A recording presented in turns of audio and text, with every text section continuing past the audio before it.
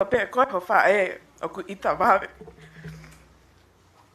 funny because my dad says the same thing. Other than FaceTime calls from Memphis, the last time I saw Grandma in person was my wedding day almost 2 years ago. I'm so grateful and blessed that she was there to witness my special day and to accept my husband into the family. Granny, thank you for all that you've done for me and my family. I'm sorry I didn't come back and visit you sooner. Continue to watch over us with Auntie Thala. I love and miss you so much. See you later, Grandma.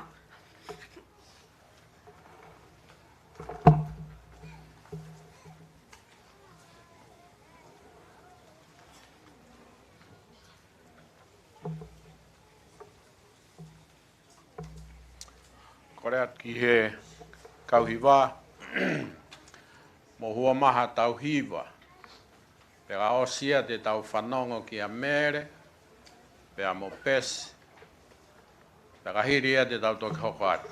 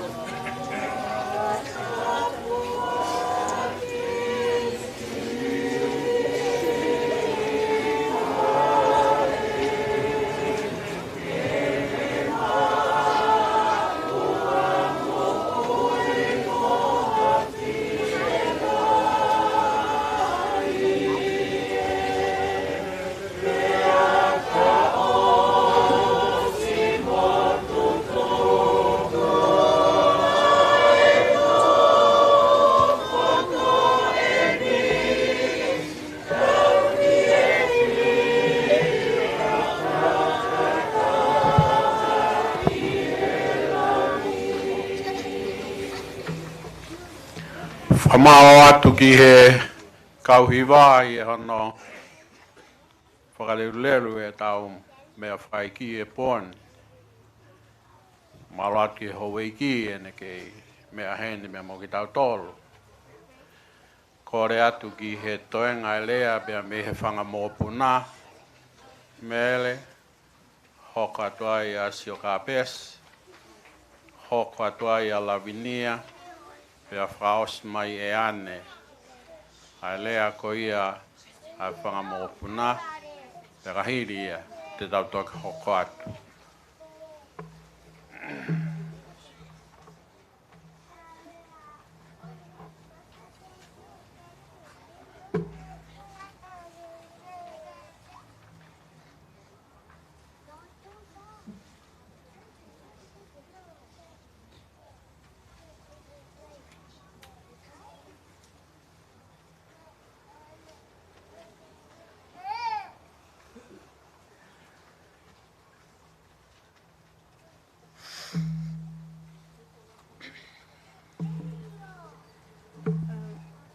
For those of you who don't know me, my name is Melaia Tupou'ata.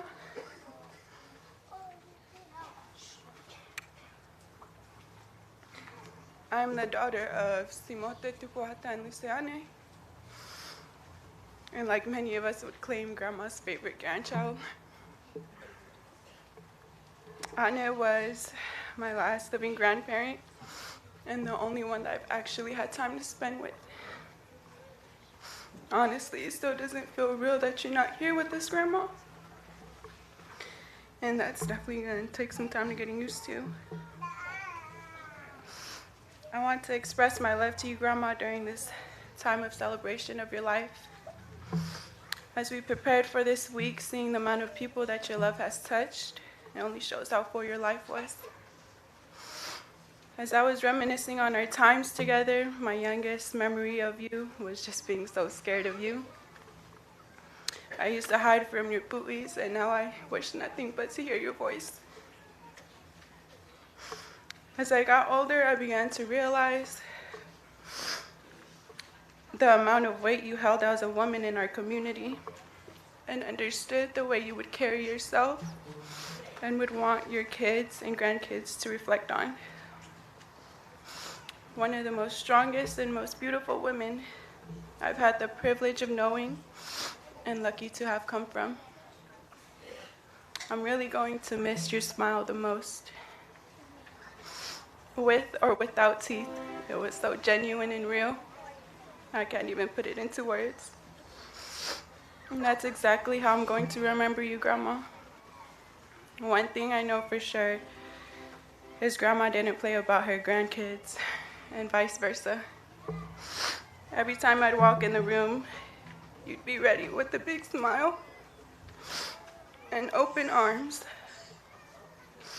I'm going to miss your voice saying my name and the random phone calls just to check in. I can still feel your warm hug and your soft hands holding my face, asking me when I'm gonna get married. And just to be clear, Grandma, the answer is still the same, and it's not gonna be anytime soon. I'm going to miss watching you two-step in your walker, not letting anything get in the way of you having your fun. My Tongan really isn't the best, and a lot of the time I wouldn't understand what you'd be saying. But your laugh and smile was so contagious, we'd all be just cracking up with you. You're always down to participate in all of our grandkids' extraness, and you'd be ready to clown on any of us if we were to get on you. You were so good at everything you did, Grandma. From late night poker games and card games, taking our money, to preparing us for Tongan events. You taught me so much without even having to say much at all. And I know that says a lot, having to deal with our family. No one on this earth is perfect, but Grandma, you were perfect for this family. Exactly everything we needed and more. I wish I had more time with you, but I don't want to be selfish anymore. I'm grateful to know that you're no longer hurting and that you'll continue to love us from heaven. Since you left this world, I find myself randomly saying, I love you, Grandma, out loud throughout the day, wishing I could say it to your face, but knowing you're hearing it from heaven. Your love came without conditions, and even if you didn't agree with our decisions, you'd always continue to love us. I'll cherish the time we had together, and having had experienced the love that no one but a grandparent can give. I'm thankful to have come from such a beautiful woman. I'm a better daughter, sister, and woman from just having had your love alone. You'll continue to live through us here on earth until we meet again, Grandma. Ofalahiatu.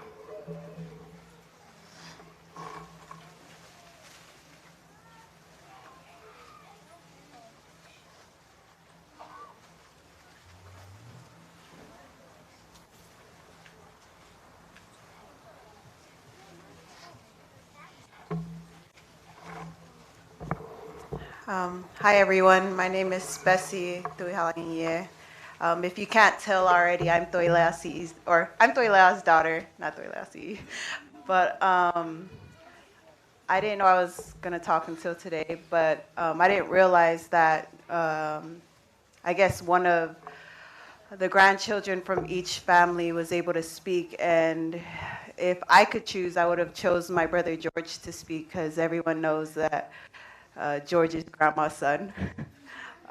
He was the meanest one to her, but she just loved George, and that's all I remember.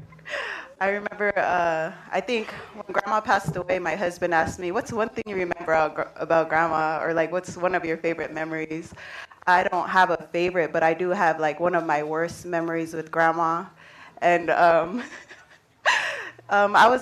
this is when I still lived with Tala and Laura and Ginger, and Grandma lived with us at this time at the house on Coolidge.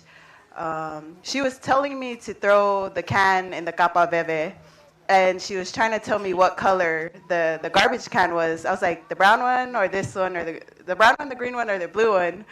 Obviously, I still don't know my colors in Tongan. And so she thought that I was joking, that I was messing with her, telling her that I didn't know Tongan. And she basically cussed me out because she thought that I was like, I don't know, bainga, I don't know, that I was playing with her. And I just remember running in the room and locking myself in the room and crying the whole day, thinking about running away, which didn't make sense because it wasn't even grandma's house. But like everyone else said, one of grandma's favorite things to do was to watch her grandchildren get married, and she'd ask each and every one of them when they're gonna get married. And some of us made it, and some of us didn't. I'm proud to say that I was the last one Grandma seen to get married. Grandma was there for all of our lives. I think she was there when I went on my mission. She wanted me to wear Tongan clothes during my talk, and I said no. So I made her really upset, and she was so butthurt that I didn't wear like this big old Tongan clothes during my farewell. I was one of the grandchildren that she loved so much, but I never wanted to do the big Tongan stuff that she wanted me to do. But I'm glad that she was able to witness me get married in Utah. If you know Grandma, she's scared of everything. She's scared of the snow. She's scared of when it's dark outside. She's scared of fake snakes and spiders and stuff like that. But she came out because she loved me.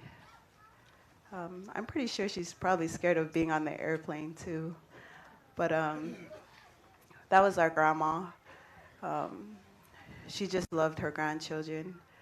I'm so grateful that I was able to come out Easter and with my son. She'd call me all the time and I'd get mad at her because she's always asking, where's Manase Tonga? Where's the Whakaleti? But I don't think she understood how to say that my son is so beautiful. She always called him Whakaleti because he looks like a beautiful baby boy.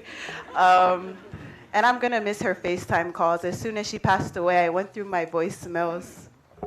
And I went all the way back to when I first moved in Utah, and she would always call me and check up on me to check if I was married. And the next voicemail was to check on Sifa. And the very last voicemail that I got from her was to check on my son. It's not that I ignored her calls. I answered her calls. But I like to, yeah. Sometimes I miss them. And Grandma, I'm going to miss them a lot more. And I wish I was home to see you leave, but I know that we're all going to see you again one day. I love you, Grandma. Bye.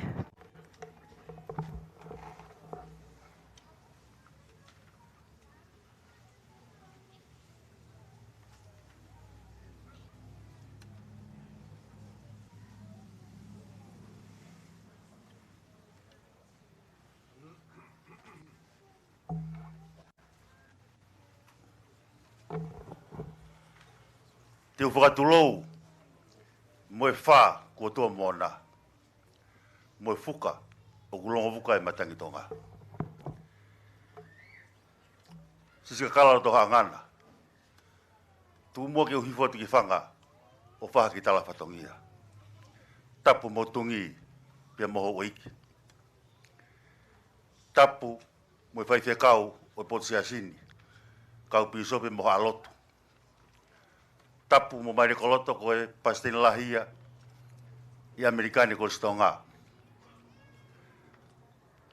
Tapu mo ngungu tau mo hai tau whanua. Isa he matangi e neangi me tonga. O falala o ngā tau he makakowhere unga.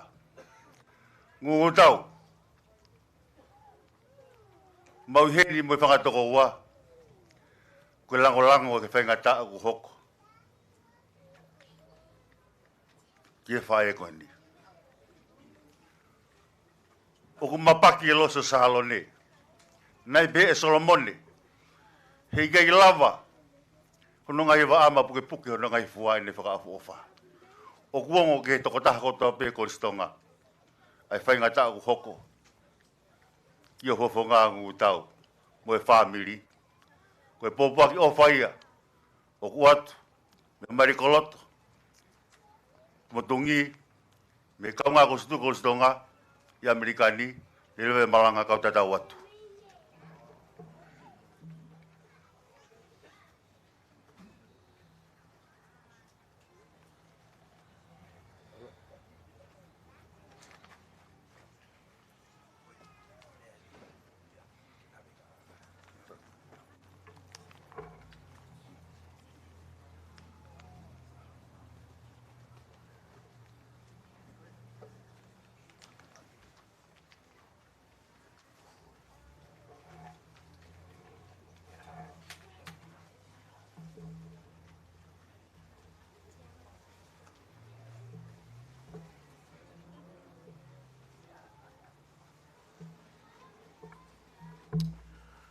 Kore whamoremore atu ki he e mau whānau.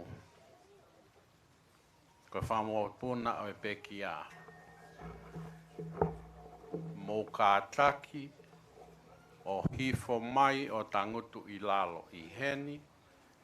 He toko lahi o pito si kāinga o kunau ofa mai ke a grandma. E lava ke nau hao o whakaaonga I ai usea koe nā. O kore whamoremore atu ka te mōtoro. O kātaki mai ki laloni. O nofo ai. O kuange ai usea. Ke whawhangamarie ia ke he kāinga ofa mai.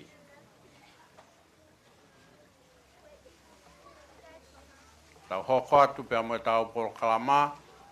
Tau whanongo ki a lavinia. Pia ka hiri ko ia.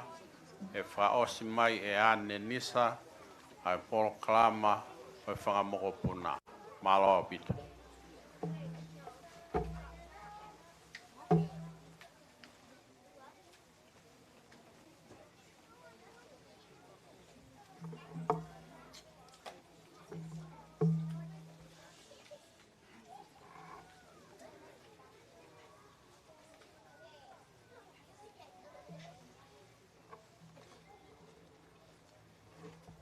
Hello, everyone.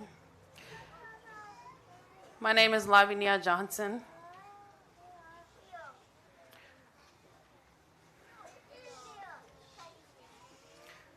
I'm the daughter of Sionan Lokasi, Tupou'ata.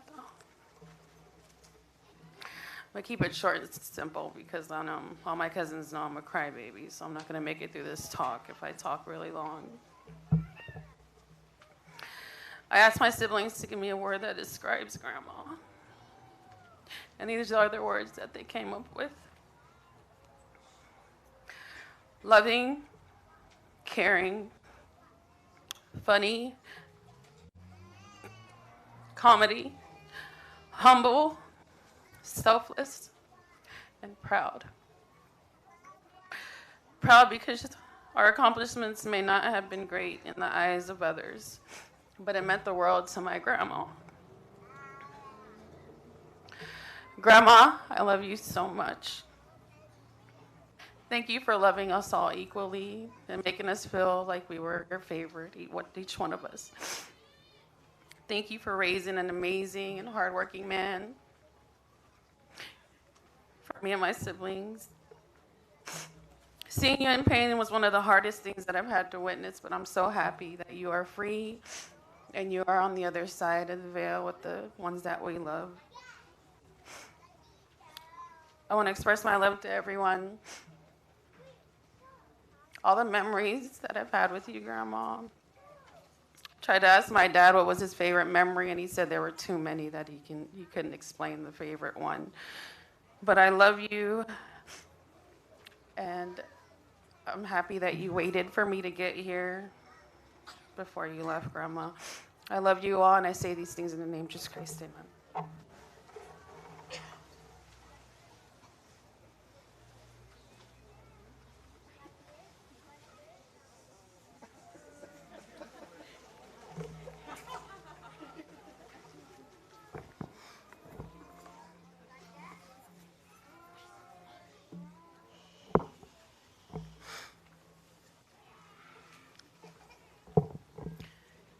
Kai teu whewia, ai tai mi. Hena e halaha aho. Hoa. Mini dei e kumaui. Nei kai ke wangoi. Ai ofa. Ai kui koeni. He I kai teu whehuia. Ai whaunga. Hene maulava. O mau ai whainga malie. Ke tala noa whakaosi. Tāna ki whakaosi. Hiwa whakaosi. Lotu whakaosi.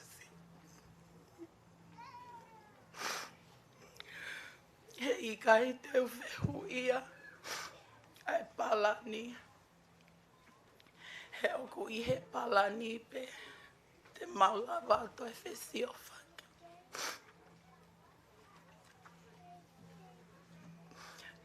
Ko hoku ingoa. Ko ane. Melaia. Tupou'ata. Nisa. And I think that's enough for you to know who her favorite grandchild is.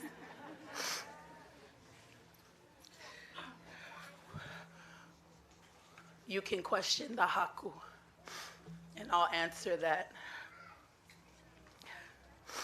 One day, Grandma called me and asked me to take her to a store, and she told me on the way there that it was a new store, and she said, "O te ke toi tala ange kahataha, koe ki whale koloa fo owe ni o kumau meiai e kungahi mea." And I don't want anybody to know where to find it at.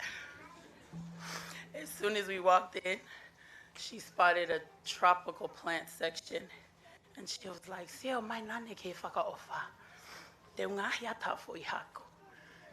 And I said, "Oh, okay, Grandma. Hei aita e pehe kakaina ke mau me Hawaii e fo I haku." So I said, "Okay." We got the supplies. We got home, and she made me the haku. She said, "Alo tui show holo." I said, "Okay." So I walked out with a haku, and she's the first one like this. Ah, we peko hai atane for you. Ko ene kole mai ke ngai atane for I haku. Pautange te ngai at maha haku a Chris. Pata mai eia no ai pene haku ana. In preparation for her day today, she asked a few things, and she wanted me to say it when I spoke. She asked for every grandchild and great-grandchild to wear white.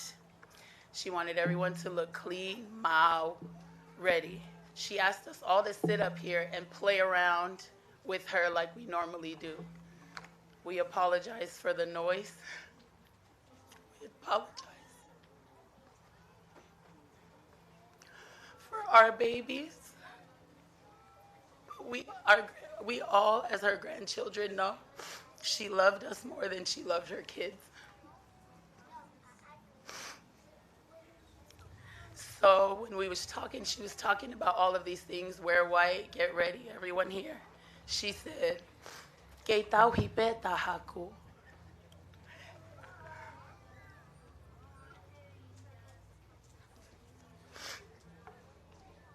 I said, yes.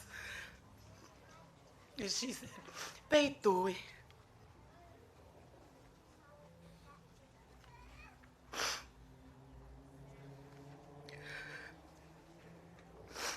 My little sister Nane posted a quote on her Instagram this week.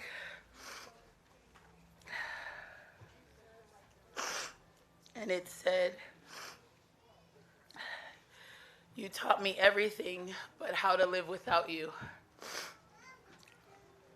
I have never felt that so much in my life until this week. We do not have a Tongan mom.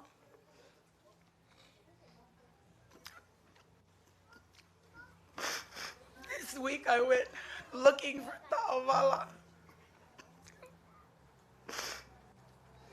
trying to find Kafa.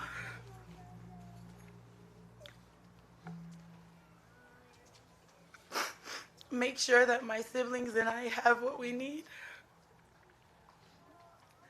This was the work my grandma did.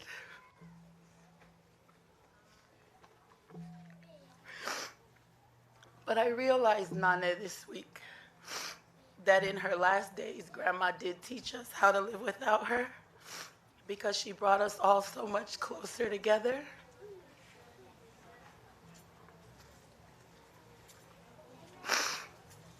We spent our last days with one another. I got closer to my little sisters. We have so many years apart, but we both spent the night with Grandma. I got a kafa from Toilea. A ta'avala from Loluama. Tupenu from Anau. My ave is from Nia. I work side by side with my dad's brothers. The way that we live without her is together. Grandma had favorites, and she was never shy about that. When it was time to give something away, if it was food or a gift, she would say, "Ate me alahi ma'ae, tuke me asi isi ma'ae." And it was the same person every time. You get the big one, you know you get the little one. But we all knew she loved us equally. And even if I got the small one, which I never did, we all got one. All 160 of us got one. I want to tell all of my cousins, brothers and sisters how much I love you. This was the biggest loss of my life.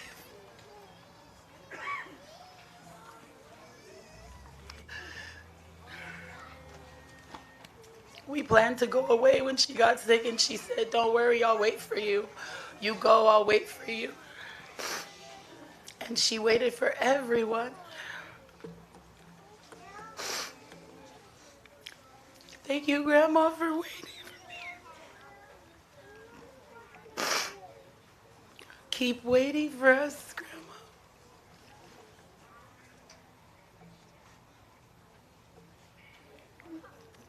I love you all. I love you, Granny. Malo.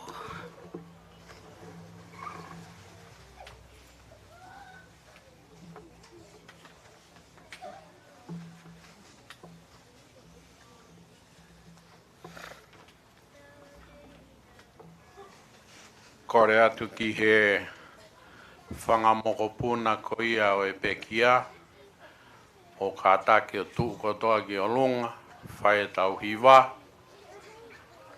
Pera o se hiwa ko kore atu ki a Siosaia Tupou'ata, whafofonga i mai a ene tangata e ki o hui kai kei lava mai bea mei tonga. Pera hiri ia, te tau whanongo lewa pea mei a Manaki, whafofonga i ene whae, o kai ke lava mai pea mei tonga.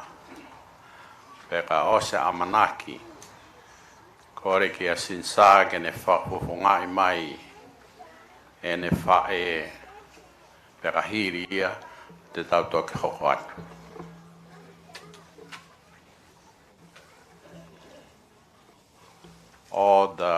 All the kids please stand and sing the song.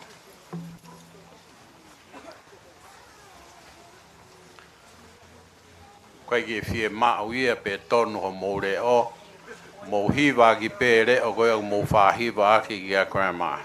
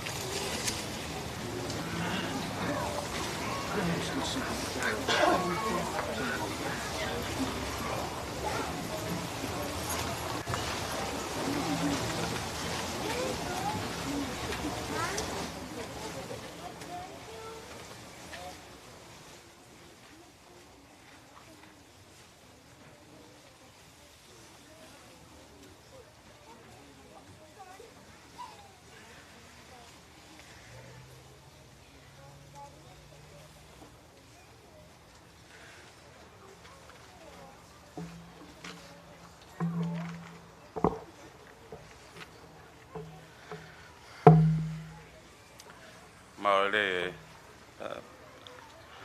kainga ko hingoa ko so saya ava Tupou'ata for how so siwa Tupou'ata time when I'm out ongongo me cousin ane o kau he rea ko honi in the tang ko ilotonga henga we ko tanga ane.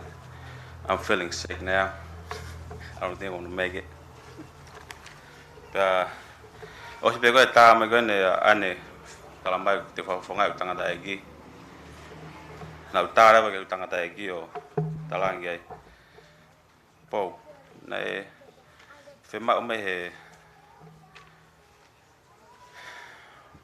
family ke tu fa fonga i god. Pete ke lava to hi maha o gi rea o ka pau. Hange be o ge i he me afara egi ho fine egi ke tu pe ore aki ne ki whakalonga tangata eki koe ni pau te rea pau o koe ki he telefoni pe ne tamai tangata ni iyo koe no ho whanonga tu pe ke whanonga mi ko tala tu ne tamai he family ke tu a whafonga i koe ho rea me wha iki ho fine eki ne tamai ke te au iyo tuk maha ki minute ke wanga tohi ata mea ke alo whafonga e kiau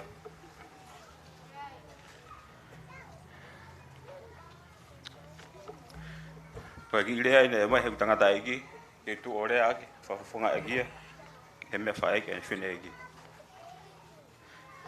whakatapu atu ki he whahu whakatapu atu ki si ek wha e fita ane Melaia vea Tupou'ata pea whakatapa atu ki haa takiloto pea pehe ki a teki mautolu whamili mo maheni kai tukuange mua ki ki whainga maria koe ni ki a te au so siua Tupou'ata koe whoha whika wha o e peki a ke whai ha ki pōpo aki moha manatu merie whaka osi mo si ek wha e hange koe lau o pehe ko ngangana ai lau i a kau kakala hoku api masiwa pe ko mapaki ai wha mi hono tuanga ka oku kei alaha pe pea ke ilonga hono tuanga neonga ngahi lirei ko toa pe o ko mau i he mo uini hei kai ngalo ho touanga na ake whai ma aku na mo siliwa mo koula mo ngahi koloa ma huinga o mo uini e hika i lava te utotonga ake e ku mo ua ki a te koe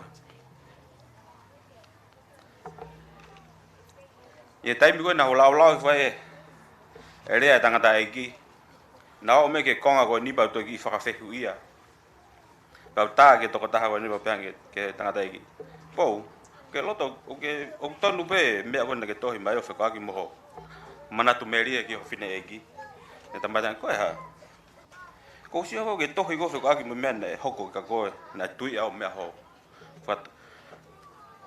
wae tamai he tangata eki he uha mo tolo ko elo tangata eki na hoko ki whatamaki a te ia e ne KCE kana e hoko e ko ha mea ke e whakamatairi a kia he tamu nau tupa ke he ke ia ko kana tamu tanga iti o kango kia he tamu Amerika nau ki hata hate ne ilo ko iai ko tangi ok misai walo po matu meria tangata eki o ni ne pehe e taimi ne e tau hiwa ina foki me me hako me apia ko GPS lotolu na ne vainga mai mohono ki kau ngā mea i he hala ko na foki ki api he tuku koe ai ako pea pehe tangata eki ne hao moto me alere o ne tui ia o lava aula ki whare mahaki na ne pehe na ne tokotai ha mahina e tolu pea koe ne manatu meria na pehe e taimi ko nau a hakia mi he whakatambaki na hoki a te au o se mahina tolu ko fofonga pe nau sio ki ai i hok tau whaaki ko fofonga e fine eki pea koe rea e fine eki ki a te au na pehe pou O go tui lahi pe o toi ho ngai misiona ko mea na toi whaka mo ui ai koe.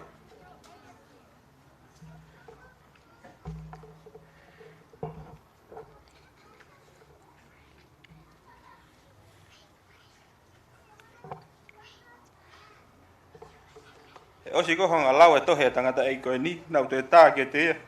O e kengei pou, ko hape o ngata pe hei ho tohi. Dane tala mai he tangata ei koe ni. Saia, toki whaka osi atu koe a tohi koe ni, heu kai kiu lava o whaka osi.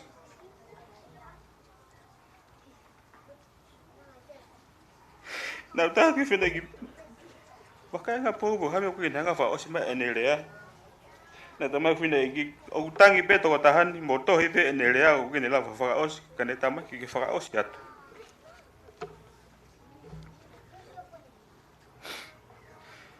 Ka te whaka osi a ki peki lea tangata e ki he manatu, whaha ki manatu meria ki he kui koe ni. Nau hau mo whoha, mo tue wheneo a ahe meki whenei koe ni. Pa he pō koe na mau whoki ai. Nei pehe mei whenei koe ni ke te au. Na ma ahe hengi heo no ke mau whoki ki pole ni. Pa whanga te whenei koe ni o tangi, ane te mau whoki. Na ake whenei koe ni o tala mai. Mea benu ne tō tala mai pe ke te au. Taimi ko tā pe ma whetau lake ai. Kai ke ilo pe na ni whanong ha tala noa pe koe ha. Kane ne tō tala mai pe mea koe ni ke te au. Saia, ofa mata ho maari. Mo mata ho tam ho whoha pou. Taimi ko tā pe ma whanong whenei koe ni koe rea pe ni whai me ke te au. Ke ofa mata ho maari. Mo mata ho whoha. Ane ko maha ofa lahi ke te koe.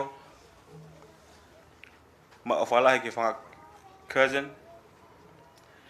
Ma ofa lahi ke whanga ankolo. Vehe whako whanga auntie. Whanga maalo lahi ke te motoe ngai ofa kotoa pe o whai ke te au mo ki family. O behe beki rea ko whai. Guys, amen.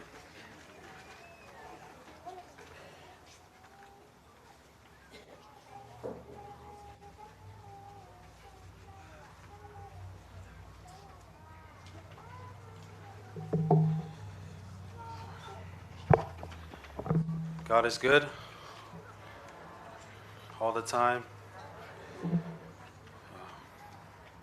Go ki ngoa ko amanaki le rei, ni alova amanaki le rei tupo malohi. Ko mātua ko si o saia tupo malohi, pe mo lolu ama tupo malohi. Toa bine wha malohi, omi whainga maari ko ni ke o whawhonga te whae. Niongo ko wareha lea.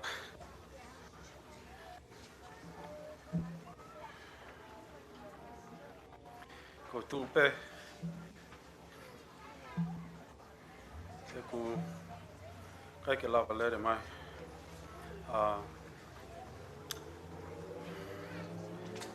Pe taimi si pena whelake mo, whetalake mo grandma koe ni. Nā topa ki pēta waki tamai. Ko ki taimi si na mau whetalaki. Ko ngai a pito ne ofa. Te ko si apia he whanga moka puna. Ka mone nau lau. Nei ofa taha pea ane ne whanga moka puna. O lahengi ne whanau. Ko ki maria sakapesi lerangi ai ki Soleiki. Nā lawai ke maha mohi mo e grandma koe ni. Talo tupu ko toki mai na whainga maarie. Ke wheloaki mo ki whamiri mo ko hao mo whanau. O ko lau e tāpuaki. Ke te au, te poki ki whanau. E nau lawa o wheloaki mo grandma. E ko grandma whakao si pēne. Maha o whalahi atu kia te mo tolko tā pē. Nau whenga ki utoi ke whae ke seni maha ne lea ke ulawa tu pē ko warea he lea. O ko tū pē ko inga koe ki na lawa. O lere mai. Ki lea pēa malo o whatu.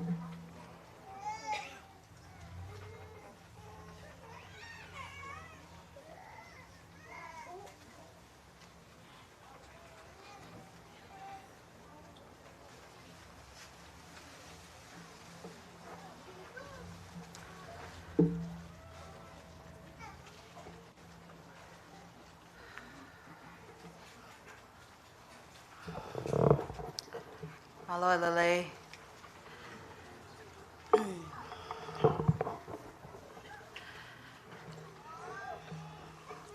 My mom isn't here to represent herself. So I stand on behalf of her and on behalf of my siblings. My mother, Tautala Musufale Whakamanatu Lauti, is the oldest of the grandma's 10 kids who has passed away 8 years ago. And I'm the oldest of all of grandma's grandkids. My talk has to be a little longer because first I have to represent my mom's side, and then the second part has to represent my siblings.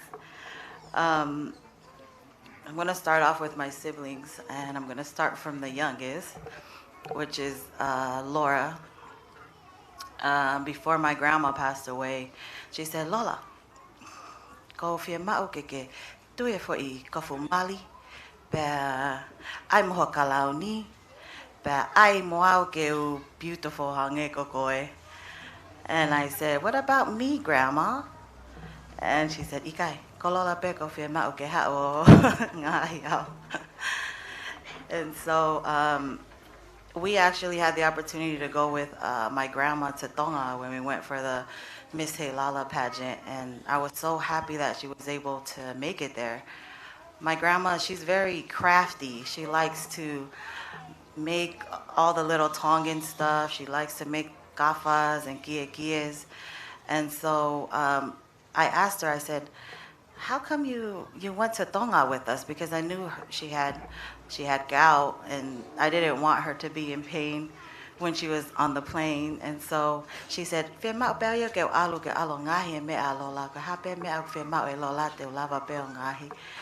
and so when Laura won the Miss Heilala, we watched the video of it, and first we were all sitting on one side, and after they announced the first runner-up, and at that point my grandma knew, oh, e ma'o e Lola e Misi. Then we seen her running from the other side all the way up to the front. And so we would always watch that and laugh about it. And I was so happy that we were able to share that moment with my grandma. My brother, Biliami Lauti, my grandma had a special way of making everyone feel like their favorites. But Bill, we used to live in Tonga with my grandma. We lived in Tonga for about 2 years. And so grandma has grandchildren in Tonga too. But Bila, she always hide soda underneath her bed for him. And so all the kids will go running around, Bila, okay, fia inua. She said, ew, alu ki ek mohe anga, sio ki lalo.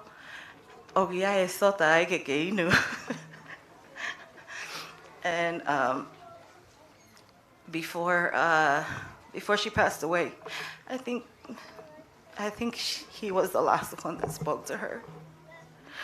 And I remember one video call with him, and she said, Bila, my heart hurt. I love you so much.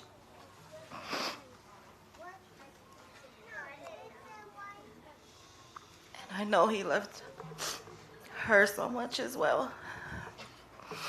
And then I have my brother Harold. He's a boy, but I think my grandma treated him like a princess. And nothing Harold could do would ever be wrong in her eyes. It doesn't matter what he did. She said, it's okay. You know how Harold is.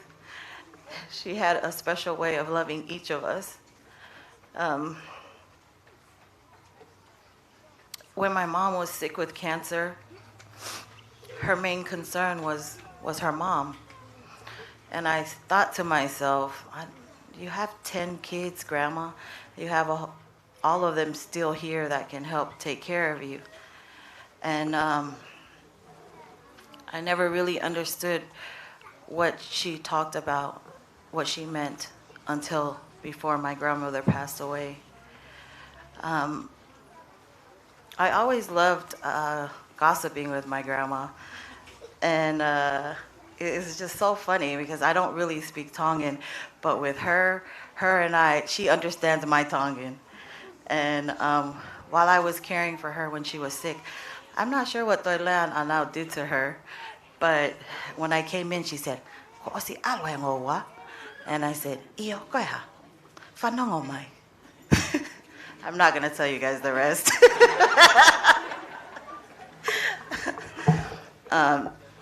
But her and I always I just always loved talking with her. And that's the only time that I can speak Tongan is when I'm talking with my grandma. And if someone is like upset or anything like that, she let me know. We always just gossip about her kids, nothing else, just her kids. Naya umaya saya, iyo, kahame naya umosaya. And she's like, si whaka ofa tuku noa I peia koe. And I was her nurse for like the last month, and so we'd always make fun. People would come visit. Ane, koe ha mea kai nai o mai ke takai he aho ni. She said, "Alo atu ki peito, sio koe luen na tuku atu for you." And I said, "Oh, okay." Sometimes my uncles will come in and they'll make fun of me or they'll come pu'i on me. I said, "Ane, sio mai ke kausulu koe ni na hao pu'i au." And she said, "Tange tapu." When I found out that my grandma was sick, I flew in because she was admitted to the hospital. And with the pandemic, they don't really allow people to go into the hospital. And I walked right into the hospital, came upstairs into her room, and she was sleeping in the room. I woke her up, I gave her a kiss, and she said, "We sa hangape tala ai koe ke ha'o sio mai ka ao." And I said, "Grandma, don't talk like that." She couldn't make it back home. They admitted her home. She was in hospice. That's what they decided, and we had to go in an ambulance. We had to go in an ambulance from the hospital back to the house. And the doctor said, "Well, we're not sure if you're going to be able to go in the ambulance because there's already 3 people in there." And when the ambulance came, there was only 2. And I got on the ambulance with Grandma. And but when we got in the ambulance took us. We almost got to Tracy, but we were supposed to be in Oakland. Because Grandma and I was just sitting there talking, and I didn't realize that we almost hit Manu's house. We almost got to Manu's house in the ambulance. And my grandma said, "Sioki he, sai ho o ha'u, kana ikai, o si ya'u atu taua yaki Tracy." And so the last days that I was able to spend with her, I was able to talk with her a lot about my responsibilities, tradition, and a lot about tradition.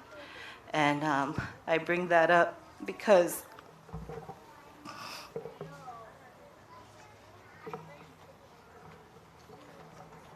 this family is such a big family.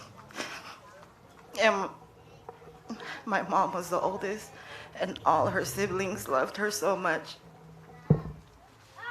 And growing up, we never really had to do anything because we were my mom's kids, the uncles and aunties never really wanted us to do anything. And we just grew up thinking that was normal. When Grandma passed away, I remember one of the cousins saying, "Oh, this is gonna be different because now we're all equal. We all have the guy's responsibility and the girl's responsibility." And so my grandma shared with me the importance of that. During her funeral, and I'm sure everyone here knows, funerals could be a little dramatic sometimes. It's a very emotional time for everyone. And I was so happy to see that regardless if you were on the man's side or the sister's side, we hopped from this side to this side. Then we went from this side to that side. And we were able to all come together to be able to make Grandma's day beautiful.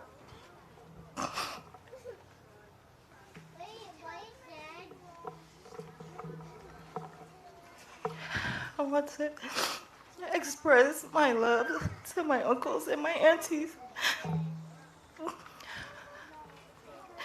Nothing ever goes unnoticed.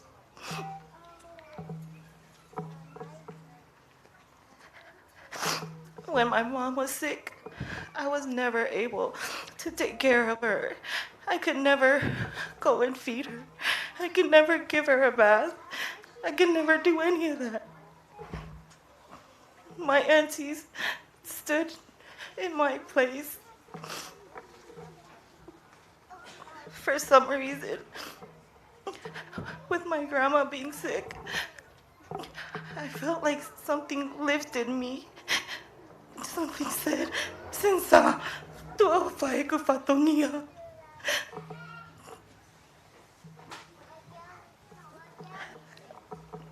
I took off time for my grandma.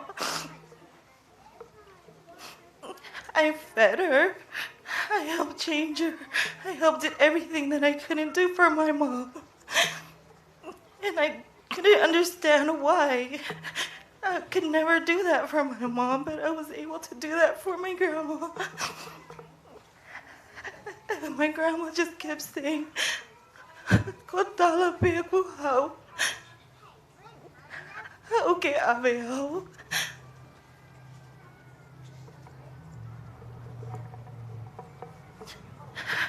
My relationship with my grandma. I know everybody hears this, that they're her favorite, but let me tell you something. We have a group chat with all of these whites, all these people in the white shirts. We have a group chat that's just the grandkids. And when I was taking care of Grandma, I opened up her wallet, and inside the wallet was a picture of me from 20 years ago. So everybody can claim who their favorite is, but I'm gonna let you guys decide who you think it is. Grandma, uke holo, hola koe, kaili akia.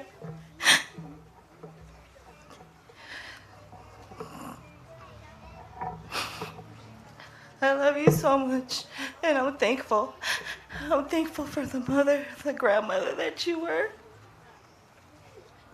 I know that you're happy to be there with my mom. I love you so much. I'll miss you. And I say these things in the name of Jesus Christ. Amen.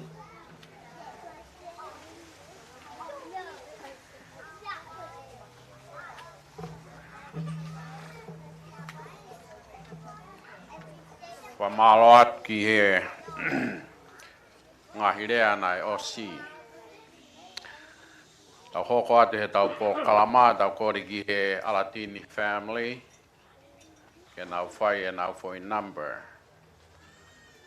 Peka hiri ia, e kamata lewa e le atu ai whanau ai pekia. Me ia kumi monu Tupou'ata ko e sisi taha ia. Hoko ai a whalanga ana nau Tupou'ata. Pea mo lavinia. Ka hiri ai re ai hiwa ai Alatini family ko kole atu. Ai maha tau hiwa e ua pe tolu. Pea mei he ka inga ofa. O inga au ki mau loloa e poroklama koe ni. Kore whamore more atu. Mau whainga beke whakakato e mea nai loto ke e mau whae e. Ko ne poroklama ko ia pe ku ne hanga na ne hanga whau. Ko ia ku mau mui mui ai pe ki he ngahi poroklama koe ni. O whahoko malo o pito.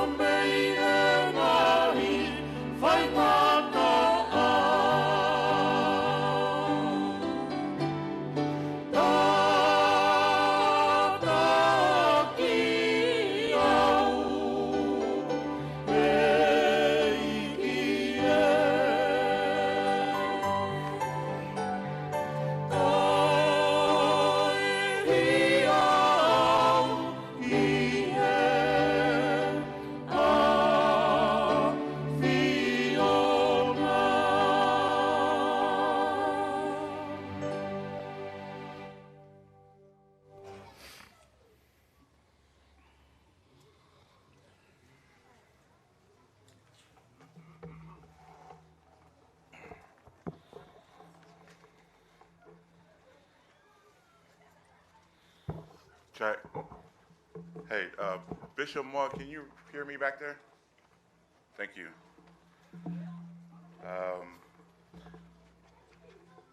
Before I start, I just want to thank my Father in heaven for everything that He's blessed my entire family with. The reason why I asked if Bishop Moore can hear me from back there is because I got a few things that I got to tell everybody. And I want to make sure that everyone can hear me from here even to the back. So for those of you who don't know me, I'm the youngest. My name is Kumi Monu, Bere o Fa'anga, Ane Melaia Tupou'ata.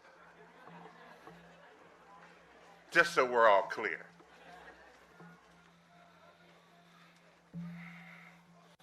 As I was sitting here, I looked at the program, I did the numbers, I figured it out. There's 7 of us. We end at 12. So if you do the math, that gives us about 28 minutes each. Well, this is a good thing about going first. So I'm gonna take up a lot of that time. So to Sione or Ngungu Tawatangi, I'm sorry. You already speak too much as it is, so we're gonna take your time. Saya, you've been speaking all night. We're gonna take your time. So now, this is our time.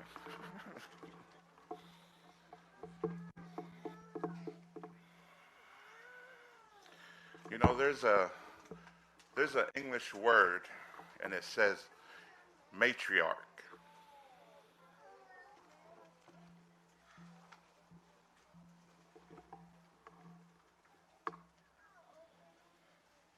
And the meaning of a matriarch is a female who is empowered, which a great nation comes out of. And as you can tell, my mom is a matriarch of this family. Kapau ya pe ki kolo ya aku he ku ki fa na u pe wa no ai fu pure anga goni mo shio mai ki. Now that's a matriarch. Not only with what she did and the love that she gave and everything that she taught, from the youngest of the grandkids to the oldest. From me, the youngest of her 10 children, to the oldest. He ku ilo ko ni ko te koe ke hola ko fae. Na oska mata pe fa kau ko ha ko mea te lava lea. Pa fa e kan ko ha mea te lava lea aki. That would be useful. Peta mai koa ke ilo ko lea pe to taha nau sa ia pa nau manako ai he putu ko ni ko atala ko lea ko alosi, where she shared memories and things that nobody else knew outside of the family. So I'm going to use that. So growing up, I didn't have a lot of time with my mom. My mom was always in between flights from here in Tonga because she was a businesswoman, so I understood. So in return, I grew up with each one of my siblings. Started off living with Leah, living with Tala. I lived with every single one of them. I was even the guinea pig to Saya when he was a bishop. I remember when I first went on my first scout camp, and I came home, and Saya was the bishop. And boy, I couldn't sit for a month after that because I didn't get a merit badge.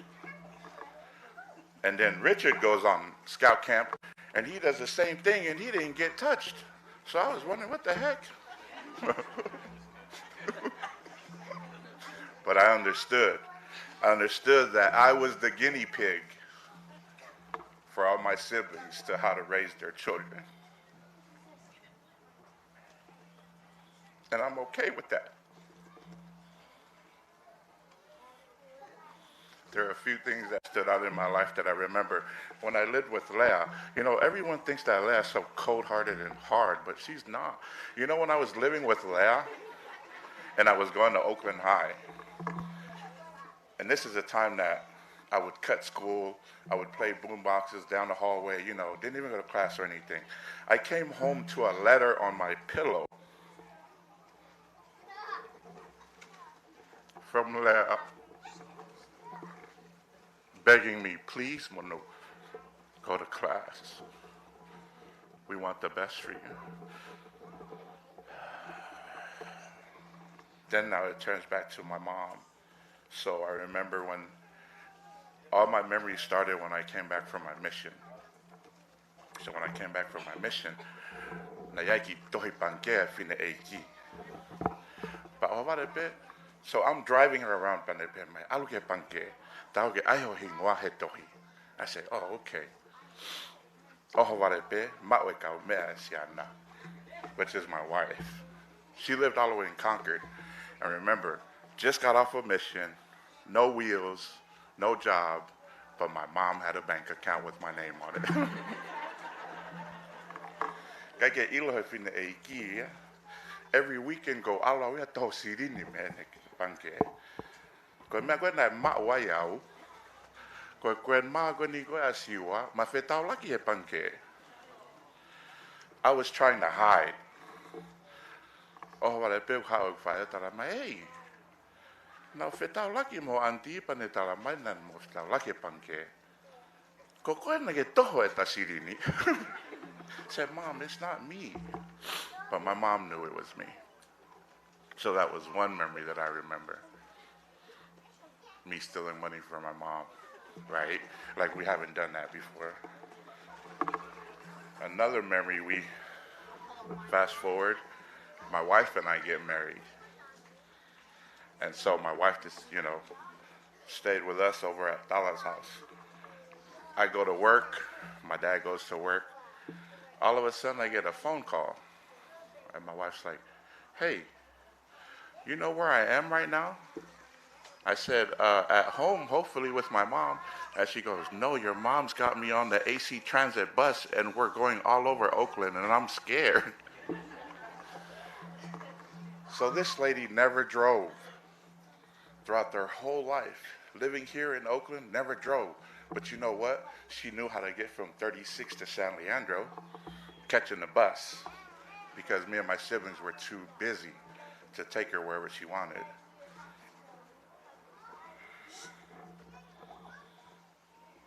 That's what a great matriarch does. Don't depend on anybody. So fast forward a couple months and it was time for me and my wife to move to Concord. I don't think my mom was ready for me to leave yet. She must have called my wife every name in the book because she was taking her son away. And my mom said, "Good, ahoni ta motu." So Mote gets that from her. She told my wife, "Ko ahoni te tau motu," and she said, "Monu, o te ke toi ui au ko fae. Ko no ke tu alo mui mui ho maripa o te ke toi foki mai." The reason why I bring that up, you guys, is because for the last year, my wife and my family have had the opportunity to house and to care for my mom.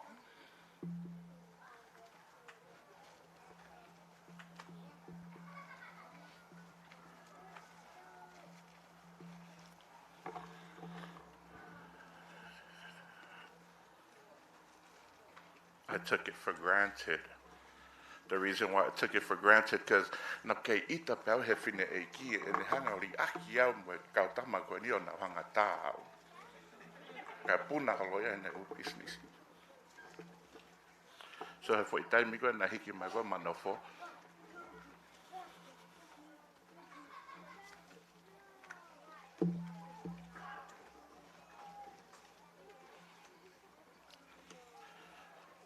Ko ilo koe whae koe ni.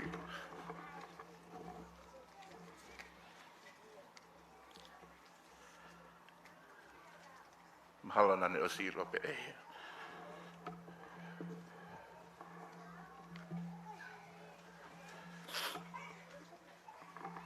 My family and I planned a vacation, and it was going to be about 2 weeks. And my mom was living with us. I tried to get my mom to come with me. I said, "Mom, don't worry about it." My wife says, "No problem. Whatever you want to get to go, go." I told Mom, I said, "Mom, we're going to rent an RV so you can lay down and relax. We just travel." And she says, "Okay, okay." A week before, she goes, "Nu, mo alu pe mo tolo. Kakiu fe alu au ia. Awe pe koe au tuku au ia saia. O se pe koho vacation ni pe hau pika pon yo tau."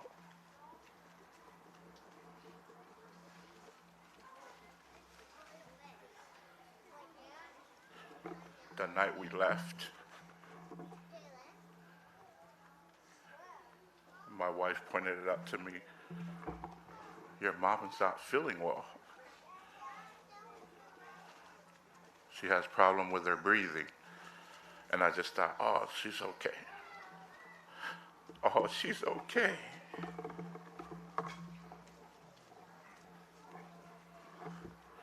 We dropped her off to Saya's house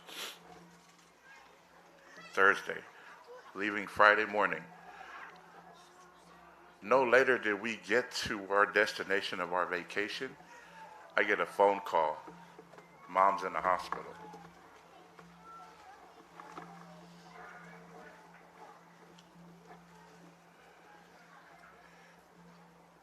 Taʻioli lewa vacation niya. Ta Masaya knew. Mom's okay. You guys enjoy your stay. Pamotok foki mai.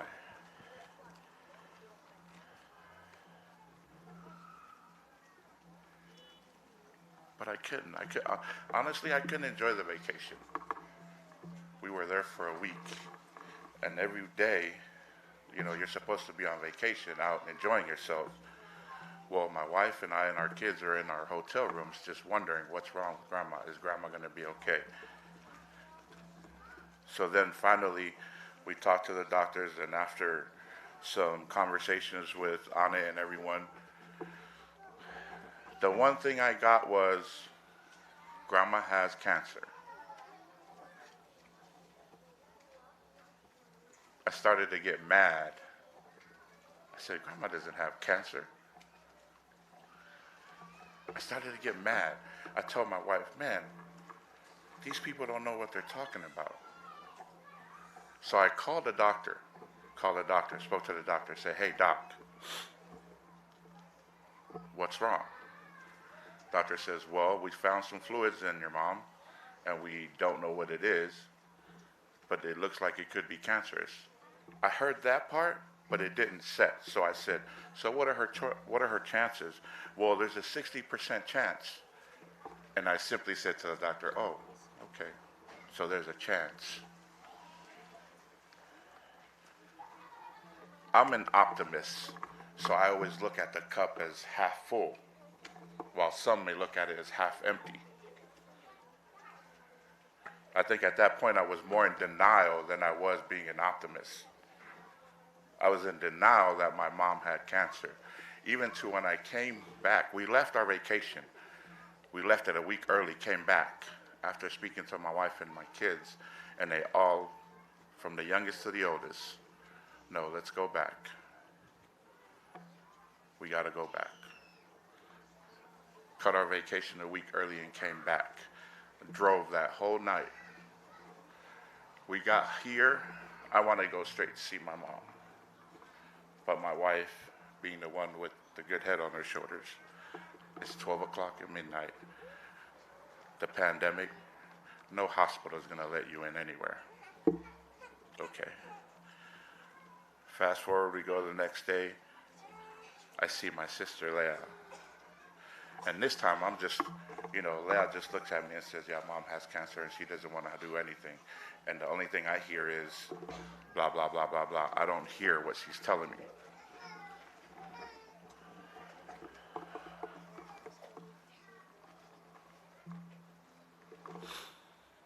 Even up to this moment, it hasn't hit me that my mom's laying there in that coffin. I'm thinking that this is all just a big bad dream, and I'm gonna wake up and come downstairs and see my mom on her bed.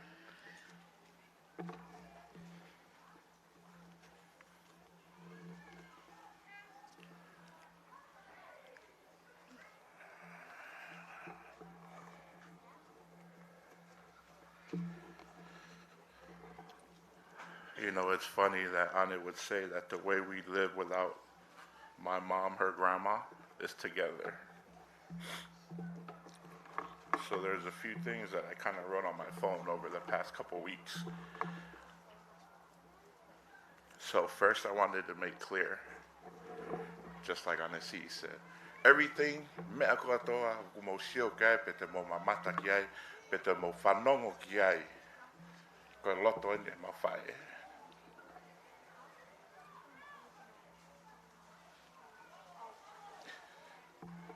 Whakamoko puna mo tui. White clothes. Whetu ke whae ai putu. Tolu ni ma. Everything. Ko mea tahan au kole ke whae he ne tokoto ai mom. From Mole Mole. O tahine. O whakaosia ko he tauni. Te ke lawa o tauli.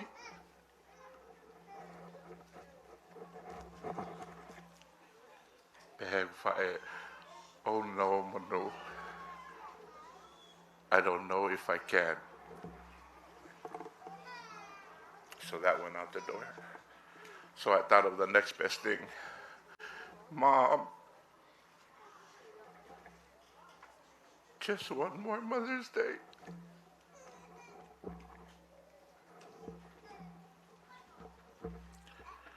And she said yes.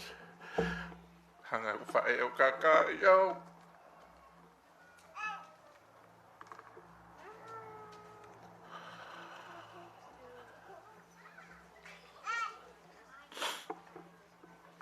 She said yes, but I didn't think it would be in this way. But things happen for a reason. My mom passed. We called around. Leah called around. No venue. No venue for the funeral last week. Only venue that was open was here, where she wanted it. On the date of Mother's Day weekend. No, it's not that bad. I'm going to take como taimi.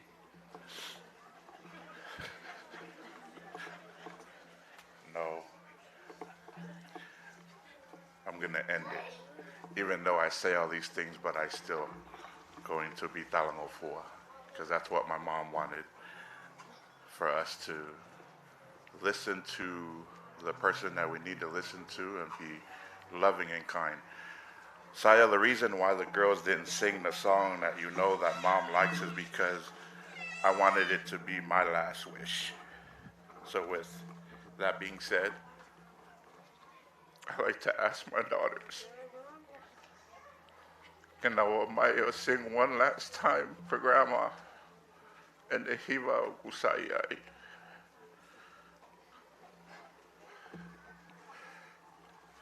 Nanen Sydney, Sydney and Melaia. Yes, come.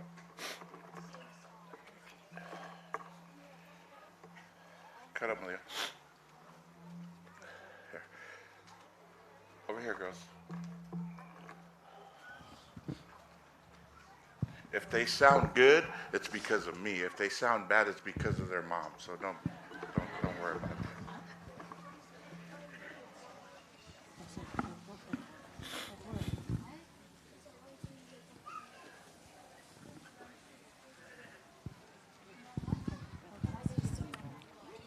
So this is a song that my mom kind of taught to the two girls. And she always loved to hear them sing this song. So Mom, Saya said sing it louder. Do I get an extra 5 minutes? Sing loud, girls, so Grandma can hear you.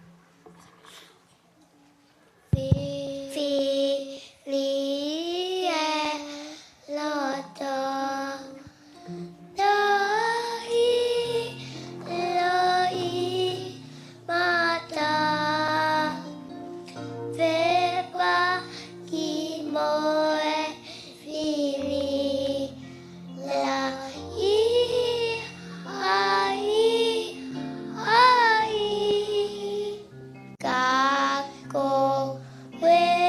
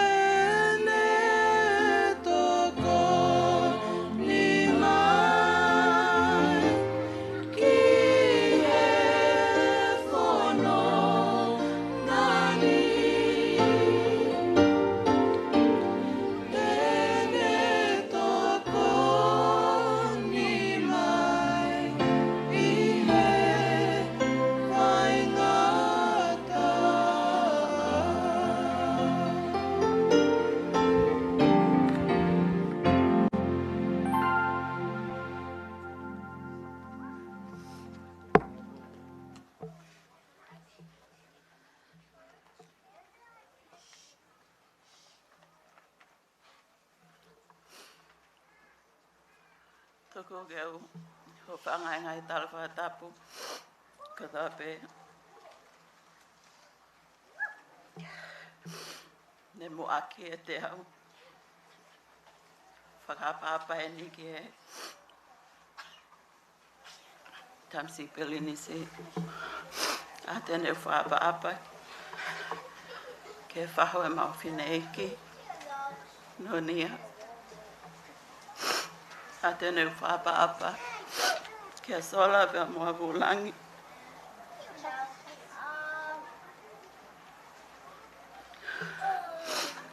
O kone ufia. E pale pale masiva koen. Ke whieka o ngā mamahi. Pea moki ma o tolu. I he whiawhi koen. Ki mo au pe whahoko ai ku manatu Melaia ki e whine eki. Kau whahoko ato au ku ingoa.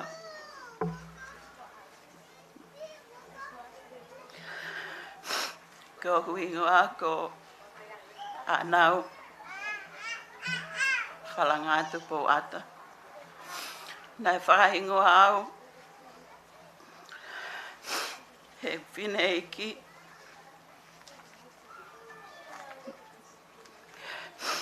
Ke ene kui. Ai a koe whae eia. A Tupou'ata. Vea.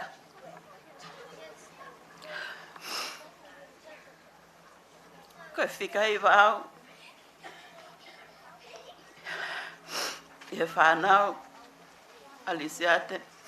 Takawaha Tupou'ata o tataka motonga. Pea moa ane Melaia vea. Tupou'ata o haano hapai.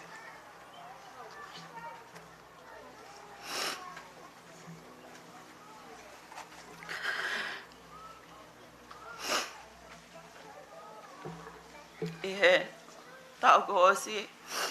Nā ku maua e whainga mali e. Ke aloanga e whine iki. Ke manofo i Sacramento.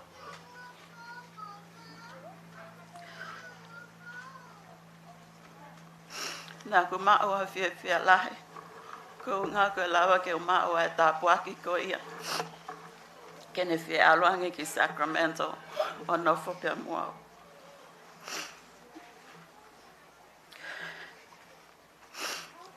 Ia tau katoa pe.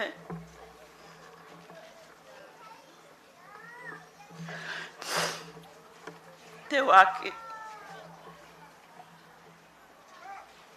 E ngahi aho mau inga pēni. Ke whamanatu e ngai whae. Ko awa e toko taha. O ko whenga. Ke ukomi ano ki wala fo o. Pe teu ia ke whae koeni.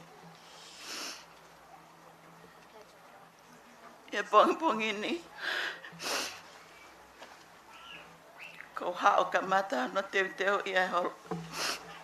Pale koeni. Ku pop up mai e Facebooka.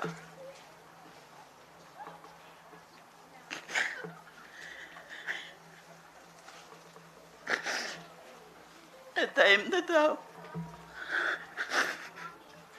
Nā ku teu ia e whae.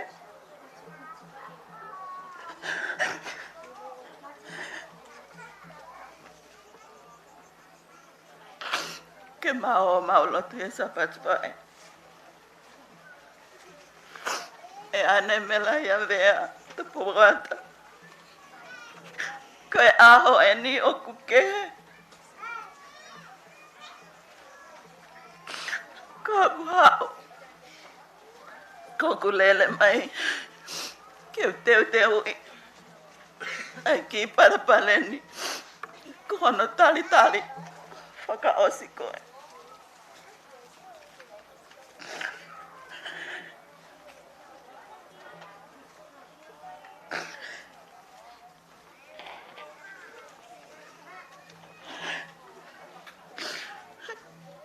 Ko ai ata. Ke te whai ke ai whakalau noa.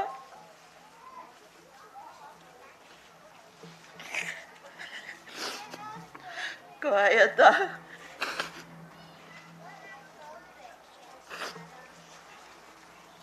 Ke te wahe ki ai. Aho ku whaingata ia.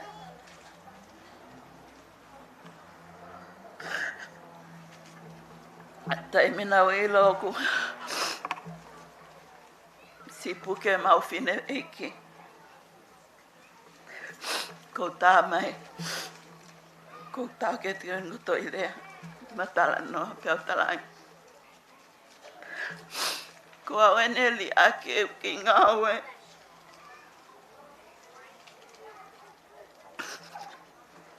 Kau alu atu. Ke ta wahe o no tau hi e whae koe.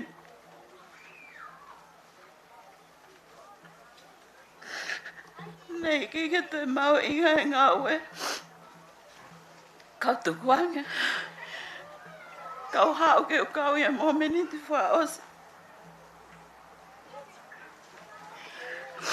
Ai whae koe ni.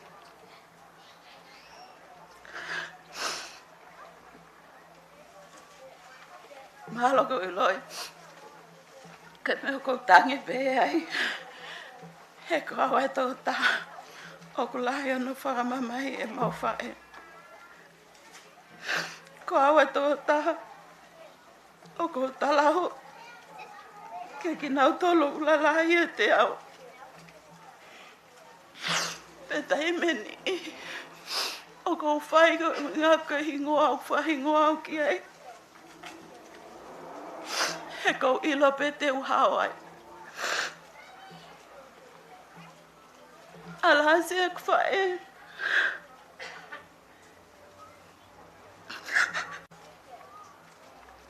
Ko toki mau inga e koloa i ene mole.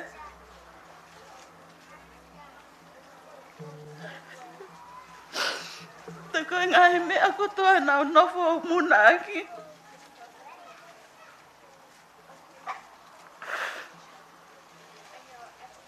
Ka ngai mea pia ku mole. O mole tai aonga. Hae aonga e ku tangi. Alo i mata i e tai mini. Ko uinga ko wholau hola.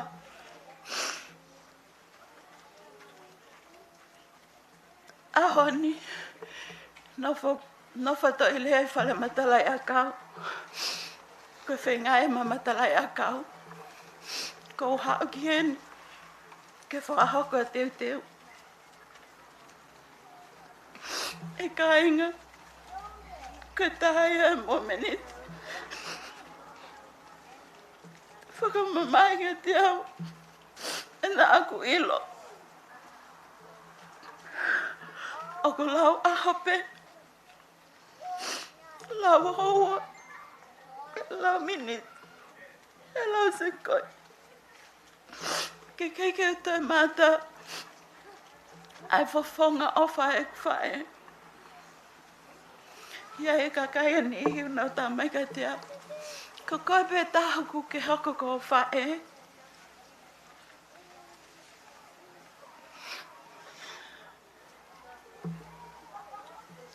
Mea pango ko ngā.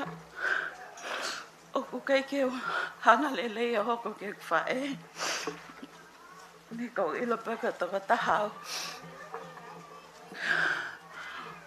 O ko talahu i ke o whātunga ane. Te au talahu i ke o whātoko ua. Mam. Ne ango ko tangi pe ko uinga ka koe mawai. Ka ko ilo i whakapapau. Ia tui pa moe whalala o kou mao. Wheka o aki pa moe mooni o ngongo lelei. O ki ai e taimi. Ke tau te whakatahai. Tala ato mau ofa. Ke whaha e taha. Toka ai e nonga pe moe whie maalia e o tua.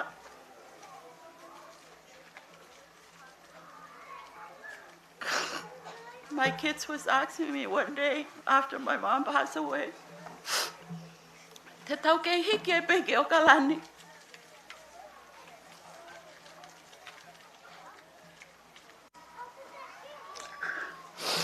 I said to them, no, we're gonna move as far as we can, just to be away from everybody.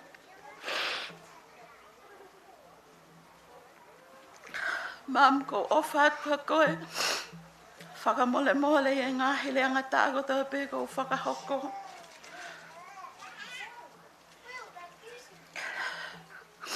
Whalawa, please watch over me and my kids.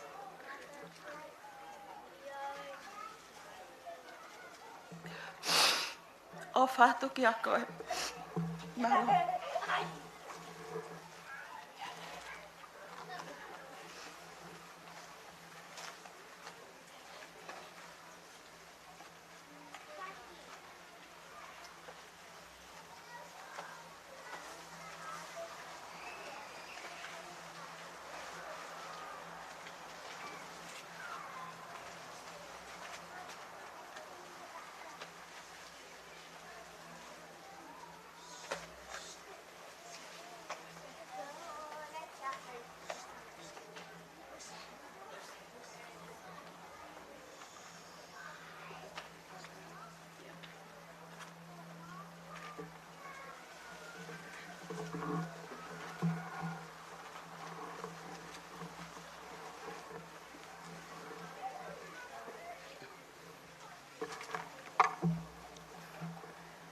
Tapu pe mui a fio ai tolu tai o tua yo tau hao i tau tui pa Kristiane o kune a fio i he kotope tuku mua ke o whakatulo watu pe mai tamasi perenisi kone hiki ho masiva ke ma'longata whakatulo watu ki he pe i whakarangirangi kone whai ki he mawhae pe tuku mua ke whai ha whakaapapa whakaosi ke ane Melaia vea Tupou'ata ko toki tā o kuongo ko toki tā o ku mamahi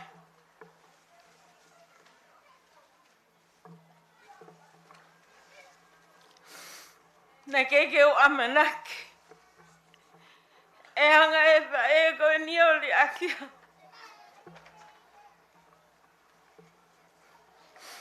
e whakawakapi na aku nofo mo ia na aku whakawakapi hanga e wha e koe ni o whakaheke he kau tupunga me he whakautua o ko mo ai ka ko hanga e wha e koe ni o whetongi a hoko waka whawhetai pe koe o tua ofu kainga kei hanga rea ia whakapause na whai pōni ke whakalamo e ku manatu melie ki wha e koe ni e aho e pōni e pōuri e aho e kei te la wawo whamata mea peu mai no ke te au poko ilo e whakapapau i o kuloto nei e a whai niu e tā nane tā i me e a pelu e hongo fulo mene anga tufa ia ke tō tā kua tō pe mau whine mo tangata e ngai aho ni ko ngā ue ia e whae koe whakaamuange au Paamuange au na ku mawa e olonganga e fine koe ni. Ene mata mali mali e taimi kotoa ke tali a hono kai ngā. Ta tawa no wha mini wha e ma wha e mali tamai. Ka o kui kai te ula. Kai ke ula wa e a o tali e ka ngai. Kai ke ula wa whakaunga e na ofa. Whakamalo atu ka ki mō tolu. Sola pe mai ulangi. Ka inga ofa. Maheni. Kau pepe kau, kau pisope, peteri ake. Malo mo whakalangilangi e mau whae. Mo whakamole mole pehe polo kalamahe ne pulolo ape. Ka tupe mua ke mau lea pe tupe mua ke mau tangi. E koe ni ausi anai. Mo whakamole mole pe. Mo whakamole mole. Ko mao hao whalahi at ke te moto. Wai peki mea ko whie whakamanatu kia monu. I he anga ene manatu meri e. Ngalo ia monu. Naku hao kumi ia. Rotonga ku nofo tena si. Taange whae ku ni. Tara mai ku moha. Patang iyo sai pe. He nā kulaki nofo pe momono. Peo ha. Ha o ko ia ko me mono ma. Osi peo alu momono ke apeo ana. Kalo pe ana. Kai peke utoi alua. Kai peke utoi alua. Tamai ana. Nia wha mole pe. Foki pe. Motunga ane. Lahi ene whakamamahi iau. Ko rea pena ku whai kia ana na tangi ana. Ka pau teke whoki mo au, he kai ke monofo moa e o kalanini. Te ave ea moa ki te nasi. Pako mea na e tongo fuaia e loto ana. O toi mui he vale ko ini. He nā ku haua o kumi, ku kai ke alo whangato ko wā au ku mau whangato ngā ane, ko e tala ku vale. Ku vale tamsi I he ngā ue pe e mau whae. Kana e peha ki mea si. Hoko mafu. Nā kuongo I koe si tahai. Ke utu o hao. He hau e tahao no. Ke ukumi mai ke fufonga kuen. Nengo ku ngā loe a monu. Pe ku mai a hono whangamatala. Ene mea na e whai. Ka koe me pe ia ke ne hanga whakamanatu ia. Nai hoko koe ki flagship one time. Nei kai ke fuma oni ai pe. Pako susio ki he tangi koe a anau. Te ki hanga pohu I naua ko naua kui mui au. Ko susio ki he tangi a anau mo ne vale lau. He ne ofa ki he mau whae. Hane ke talao no ofa hane ke mou. Kai toki ai ke mate. Pea toki hau ia tangi lau he. Ko e kutangi, ko I kai lava hau whatongi. Ko whakamawai iau, e na tūla. Ke oua te lava whai hau whatongi a ke whae. Ka whakamalo ke tau ke te koe ni. Pea mai te hina koe ni. Kai ke ne tōna toi lau ha me. Koe a pe pongpongi kua ke a. Iyo. Te ke hao. Koe aku mea e whai. Hau pe tamtango tu pehe. Kau pehe pe. Koe rea mai koe. Koe toko o sene na hanga lau iau. Pana tokta mai koe ni. Kai kehe. Ane Melaia vea. Tupou'ata. Mohea. Whaamange pehe te umawa he wani mamani. Ke tohe te taulaki mo koe. He kai ke umawa he wani mamani. Ko whakaowhai ka koau. Tāni. Ai pe mo ke iloi. O toton ke kore whamore ke mau whae. Ko hinga. He nei ke loto whine I ki ka koe. pana ke osi e lo i pe ia. Ka ko koreat ka koe, ha mo ki taimi. O tō he tawha ke a mami o kore whamore mori ki. Ko o whalahi atu ke whanau, pe mō koa o whanga. Toka a mam, mō hea. O whalahi atu.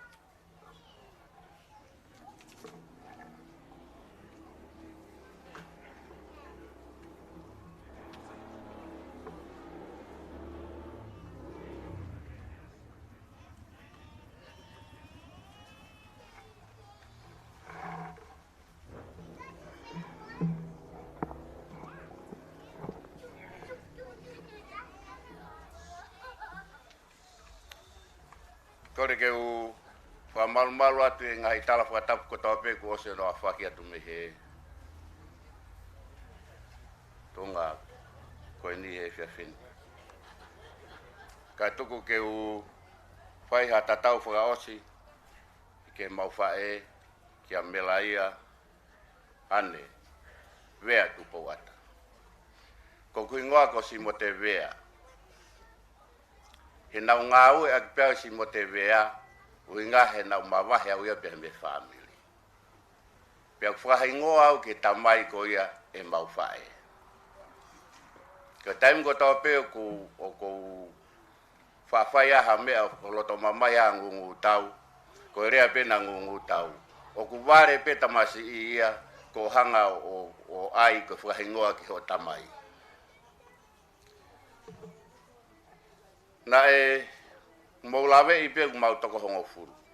Ko fika fitu au. Na whaere i pe au o awe he ongo mātua ko ia e mau whae o ohi hake i eua. Pea nau tupu hake pe au ia o pehe ko au o kousi i taha i he kuwhanga ankolo.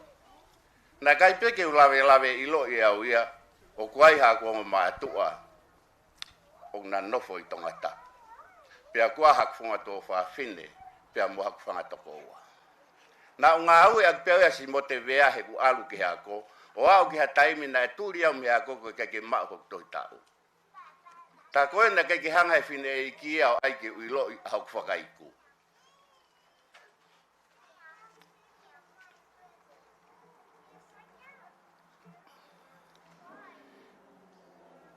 He keke u kore whakamore ke he mau whae, he na oskore whakamore au ia ki ai, i he ne kei mo ui. Neongo pe, koe tātai ia ne mo ui, ka nā hau pe o kore whakamore ki ai. Kono uhi ngahe na make mau he taimi ko toa pe. Taimi pe kou i tai, o kou talange ke mau whae, whakamore pe. Koe whine e kiku os mālo lohi. Aia koe whae ia e mau whae.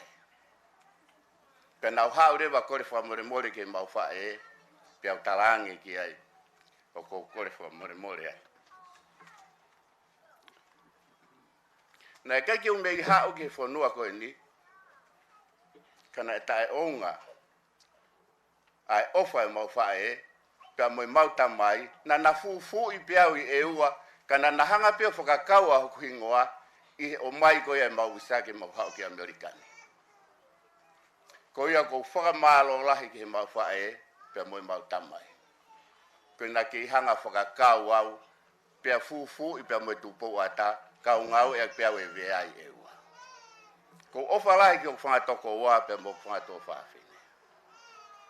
Te ukore whamore ki a tingi nau tolu, ko nau tolu pia nau whanongo mai ko reo i he taimini. Ko ngā koe ngahi ulunganga, ngahi to o fohe, o kai whiunga, pa mo mo whakau, ko whamore atu saia. Pea pēki a ngungu tawatungi. Ka pau ku pehe o ulunganga, ko mea he nau tupu hake au i eua, na uanganga noa pe au ia. Ka ko umao e ofa lahi, ke te moto. Whamalo atu, ki ngai ngau e ko tawa peo ki tau whai, ke whakalangilangi e, ai lose koula.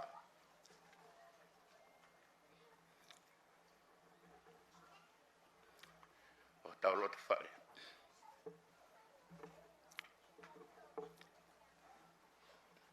Na ki rui wain mai, ko le whakamore atu. Kau ki wahe mini te taha whakaose a gurea, pa mo mautu whine me tonga, ke si o atua ne tatau whakaose, ke mau whae.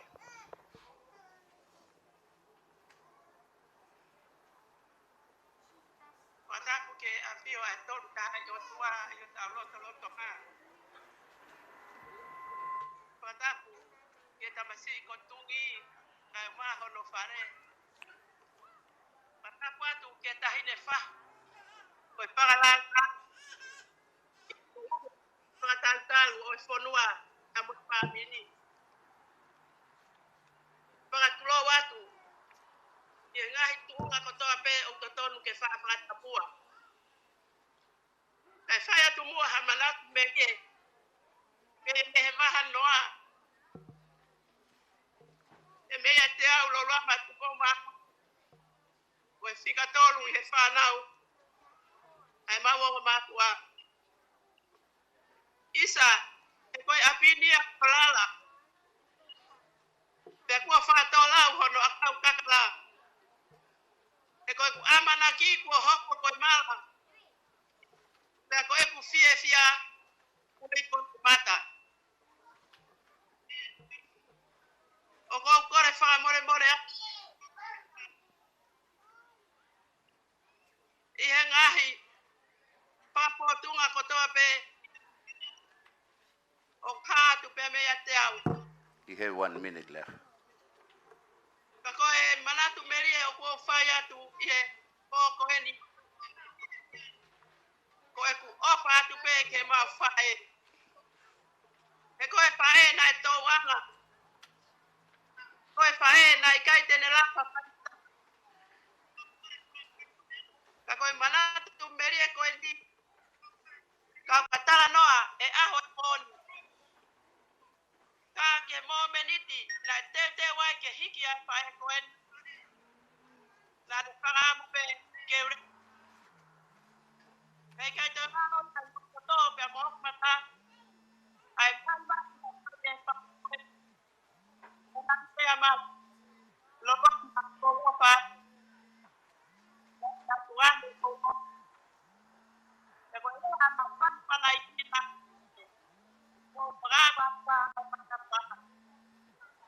Ko pena ke whakaawa kusai. Tawa tini toire a mo tonga e whanau. Ki hele ana e whai e mau whae. Ko maha ia o kumaha winga ta. E e kumo ui e a hot. Pea neongo o wikai te kuma mau whae. Ka kou tokanga atu pe saia. Ki hele a wha osi tau whae. Ke tau whio whoka. Pea koia pe saia. Sione toirea si mote. Anau na winia momonu. Neongo pe e kunofo mama o kai kai ngalo mo poponga. Ia tau. O ko opala hia tu kia ki mo tolo no kotoa. Tu pe mua ke salute atu ke whae ke ye mo koen. Kane. Toka I he merino ai otua. E koe hala pena ia popa. Pe ane mera. E teng hia ki pe ko mo mata. E koe mea pe au ko mau. E koe maksima au. Ko lea fuata. Pe mo e foto pora. E po koen. Pai ho mo to ke to koe ma oni oni. Pai ho mo tu ke ho mo e ofa. Saia. Sione. Si pote. Toilea. Ana ulavinia mo mnu. Kua taimi ke tau keri ha potu fo ou. E kua taimi ke tau kum kitsoba. E kene whaku ha maa o toni mai maa ki tau tolu. Ko opalahi ati ke taha kotoka pe. Me yela. Ke si. Isa. Ai fofonga se o whanga me heki tanga. Kai o maa whanau. Koe maa alfa ati koe maa tamai. Mea moe taha kotoka pe. Koe tani meni au pai koe meni ate. Ko tui pe. Ai kule atu. Kai ke toka ngau ki na mea saya. Ko unonga au. Ko unie marie. Kata keluar mau kombate Melaia.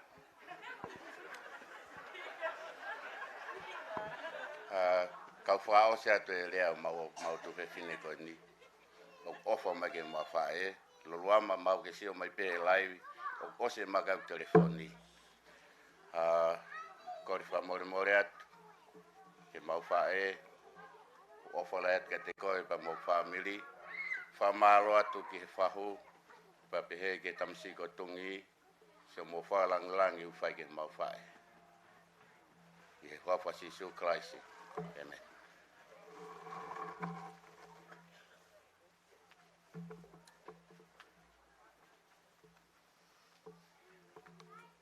Ko te whamore atu. Mauloloa e polo kalama. Ka magatu onga i he toko lahi pehe ai whamiri. Ko rati a toirea. E hao whai hane manatmeri ki he mau whae. Pera hiria. Hoko mai a Sione Tupou'ata. Aia wiloa ko ngongo tau atungi. Pera hiria. Te tau toi kahoko atu. Kore atu. A taimi hok mei os. Malo.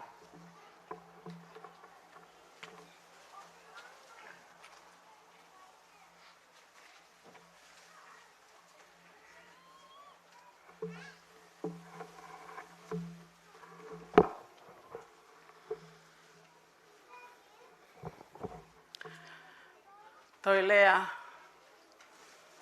o wana ke tua tamaki. He okune I wakape. Toi lea o wana ke tua tamaki. He okune I wakape. Few weeks ago, I had posted this on Facebook. Whakapa atu heni ki he tamasi kotungi.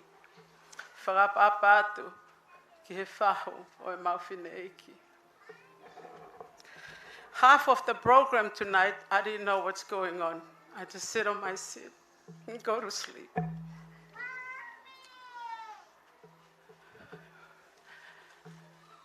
Talo me aho na e mahaloloa e mawhine eiki. Te kai ki o mohe aho mau api. Na lele mai pe I sisi I au me Sacramento. O ma mohe pe I he funga te e pile. O ki whare matala a kau. O ko ngau e. O au ki ane po. Mom, I think I had fulfilled your wish. The only thing I remember sitting down on the seat and look up, I didn't have the name of all of us. Ko ene kole eni, toi lea.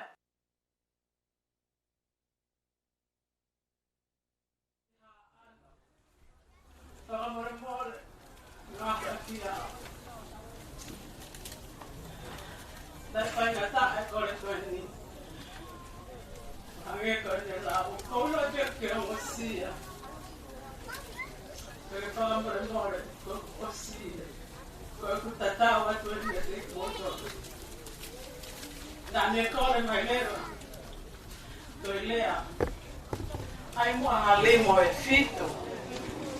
O mau heka ko to ai ke ave ki Melaia. Na tala ke finei.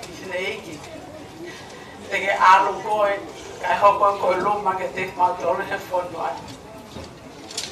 Bana ku kore nge peke whanga ki mo okuna. Ai pea ki ka pe ua. Ke whakahoko pe a whakakaukau ai whae koe. Tai mi koe na hangena mo whanonga tala noa na hao ai whae koe ni. Me kita msisi taha. Ki o kalani ni. Pea nak mau e tā me ane. Your mom's in the hospital. Pea nak whehu ia. Ha mea koko. Pea tama e ane. O keke te ke ilo ia hatahe koe ke mofua hui e ki ai. Pea o kore pekta tā maale. O whimau hataha ke aranke whai maha ki. Kai whai to e whine ki. Nga taranke ane. Alo koe. Tai kona mawahe ane si me whai mara akwa o alu. Na ako tolong e he kosi. Ya ngalo ya ke lo ke fai mara kau. Au tu o lele. Kita e ko. Tawa ti fai maha ki ko stawa ne pa ki. Tama ya tope minute lima pa fai tai to. Na ko kaka ke ro ki ono. Na tu e to ke ta pe mo ina vai pe na te ta. Ko vai te to se lang so mo fai e ta tau to pe mo ina vai inu ko eni. Ki tala no fa mata tu a ko eni. Tai mi ko ena fai to. Ko hina vai ko eni na tonu ke pure water. It was all turned to be blood.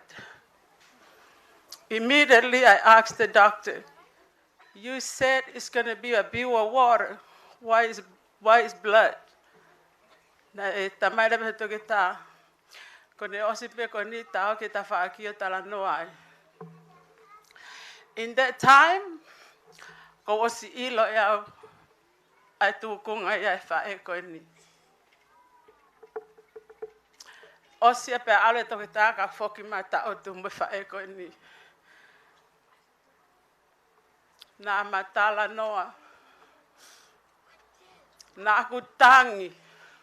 Na aku vale lau. Na aku kaila. E kore fa more more na aku fai ke fa e ko ni. Hena e munoa pe e ku mo ui aku ia. O pe he pe o ku ne sai pe. Na ku talange ke na tama he fa e ko ni tu ko tangi na talangi ai tu pe ke tangi. He ko aha ko e ka malolo te fenga ke toa. Ke hoko atu hono tauhi ho whanga moko puna. Some of you came to my house. In my house, I have an off-white rug. My furniture is all white. Ko katoa kau te unga hina ko ni. Na mohe I he raki. Na mohe takitahe whanki sea. Hape a konga hoku whare. Na atake to kota e hakita masi. Ko hatai mea na e whakalata ai whiohi. Ko tai mea na alwa e ku whakakau ki he Tupou'ata I tonga. Mam, o ko whakamalo lahi atu ki a te koe. Ko ho a ko iau.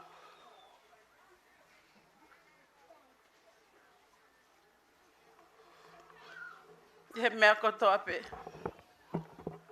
Ko toko hon fulu koe ni, toko naki, nau alu tak taha whae nau ewa. Naku ta utu I halalo pua. Ko fo uri koto ape, e toko hon fulu koe ni, e tuku maia. Kau ta utu fo. Na e osi ko ia pa ta mai fine hiki ke te autoilea. Te teuha mea kai. Naku whai. Ko uhinga I ko whakamalo ai ke te ia. Ko hono a ko iau I ngahi ngau e ke koto ape. Taimi koni na no whai mai fine hiki ko alupe ko foki mai. Ko alupe ko foki mai. Ne talange whanki mōpuna. Tātia ke hu mai. Na ku hua pe o tau te tawhaki pane tala mai. Ko iroi pe ke ongo sia. Ka ke tau tu mai hena maha ki miniti mo oku. Po whalaite, pe malolo e mau whine e ki e toko naki. Na tu o tolu, hono whawhango mai au. Ki hao ki whine e ki koe ni. Kono tu o wha, na ku hu ki he loki pau loka matapaa. Ko uhinga e kuhanga loka matapaa he na alu e tahine a loka si o FaceTime mai me he whare kolo a. O ne pehe mai ka te autoirea. Koe mahua a totonu e ke ake mau keke. Pe koe mahua a koe. Pe o hua o loka mai loki. I he pongi pongi koe o toko naki. Na ku hao ke whine e ki. Koe whana whaka osi mai ane a wha e koe nia ka te au. Toi lea, kai aha mea hoko ke te au. Ke ki whi mao au ke ki hao ki loto whalen. Tui ho e pani pa ke huki peito. Ka pau ko ha laise whakasuka pa ke whakasuka ia. Hape mea e mao ke tofu ai whangamoko puna. Pea moko whangamatapure. Pea ke aro ai ia. Na e taiku ai mo uia ek fae na aku tu he vesto. Ke fafanga lokasi. Ke fafanga tefni. Ke fafanga ana. Pea ke fafanga liku. Na tama he fae. Ofa hofanga matapule kana ofa ya koe. Na fana ange fae. Oko ofa pea ko na situ ape na tole me au.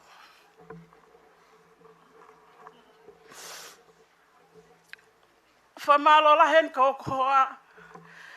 Tai mi koe na kua tai ke whare maha ki mo ki tam sisi i au ke sia ke mawhine i ki pa hae me hoko. Tamai ki tam sisi i koe ni tangi fo ke ania mo anao. Ke o mai e mau whae ke mau nofo moia pia ke si tauhi ko hi ngā koe ko ene puke. Kai peke o lea au. He taimi koe na e māloloa tau tala. Nā talang ke whae koe ni te ke alu i he toko fitu koe ni oktoe. Ke maheni mo whanga moko puna. Pea ke ofa ke whanga mari ho whanga foha. Ko taimi pe te ke tōre ke reka i foki mai te tari koe. Na mahu at mo monu ma tau te pehe ki loki ka whai to e whae koe ni. Tamai monu lea ko tau en ki loto. Te ule anke tau whae ke foki mai ka koe. Awa pe koe matapapa mahu atu. Nei hike ni mau whae ki o runga. Pea ne pehe mai. Toi lea awe au ki api.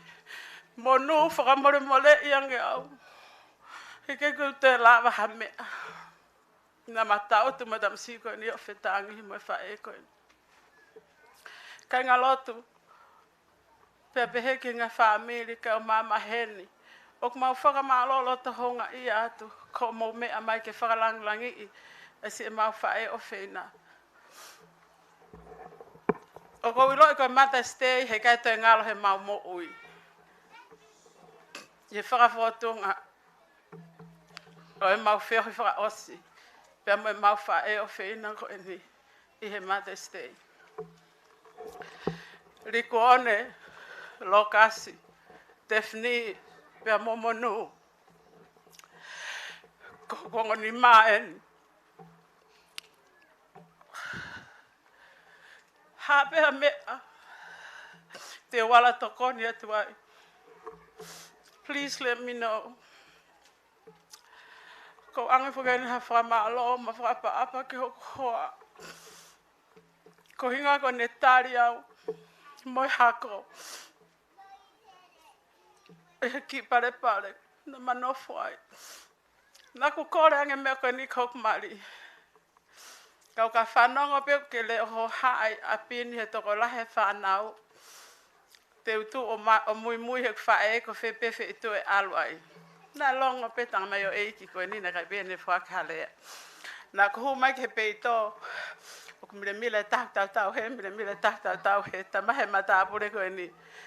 Whekau e hako, alu e vewe plastiki ki he, pe alu e vewe ha ki he, pe alu e mea kai ki he. Alo e mata apure ki he ngā ue pa whoki mai. Kai peke whahe hako ia whi mea koia. Hao rewa ho koa ki loki o ne taramai ka te au. Talangea ke he hako, ai peha mila e taha whaoa e vewe, pea tuku he ve e kapa vewe, ke utoki whoki mai. O sore rau. Peteri ake e tu harangi ngi. O ko salute atu ke atu koe. Neo pena e ki whakiki he loto loki. Kana aku ikuna pe au. Na e whiawhi kotoa pe hao e tamai koe ni me ngā ue. E hao pe ki he kapa vewe. O ko whakamalo atu e ka koe. E saia ngungu tau atu ngi. Si mote. Kumi monu. Lavinia. Pea pehe whoki anau. Ko rea whakaose na e whahe mau whae ki a teku mau tolu. Pea ne tala mai. Ke tuku hi whange hono ki moe anga ki lalo. Ko mea pea ko whe mao mea teku mau tolu ke mau whe ofo ofani. Kone osi pe ko ia. Pea mohe rewa e mau whine eiki. Pea kune kei mohe. Mohe a mami. Oko o whātua ke te koe. Malo.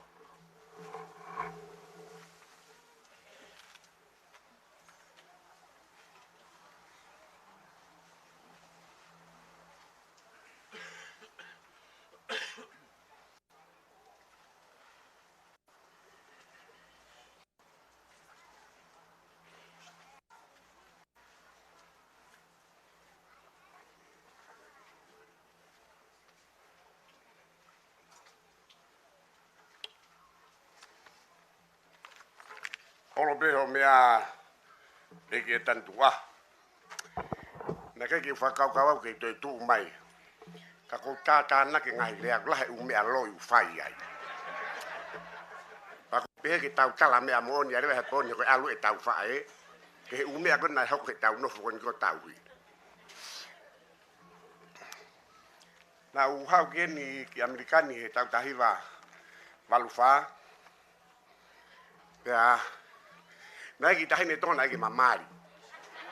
Tau tangi ai te u alu ki Amerika. Ko ngā ke honga whaire iko ke hau ki Amerika.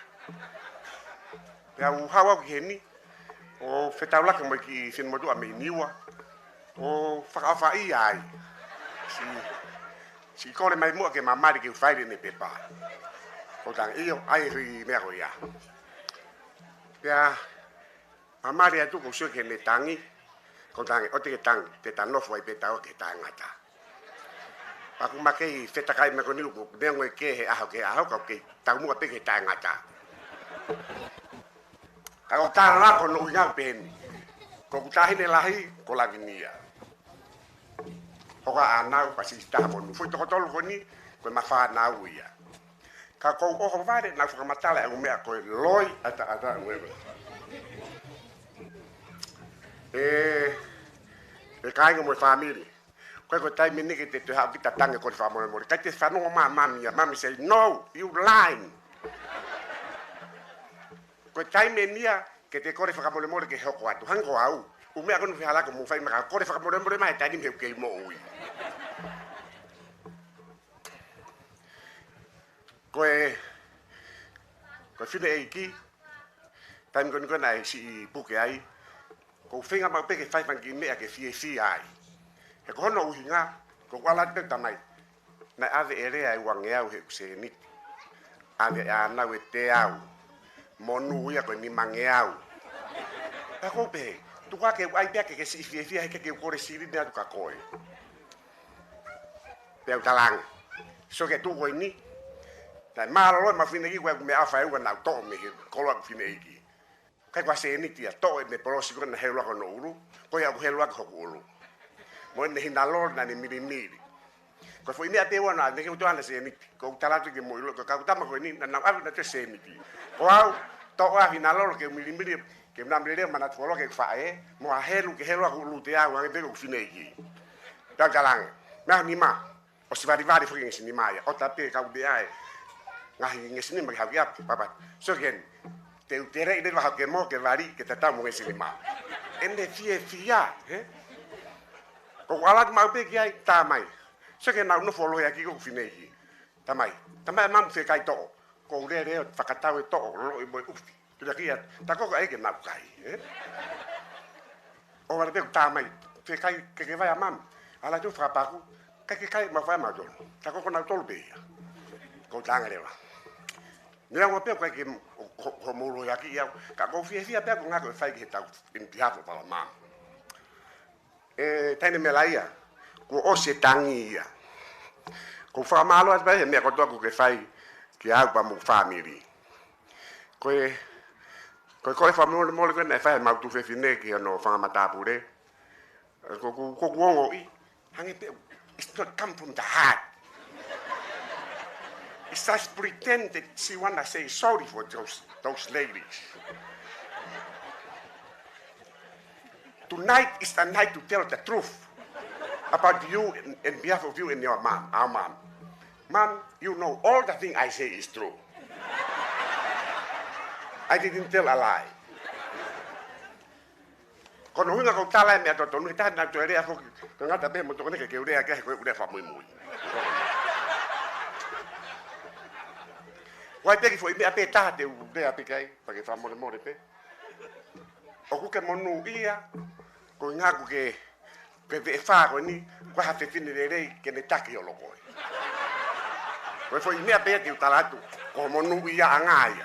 E kana kai fini mo toa. Foro o te ke mu ko ya mami ki fai to.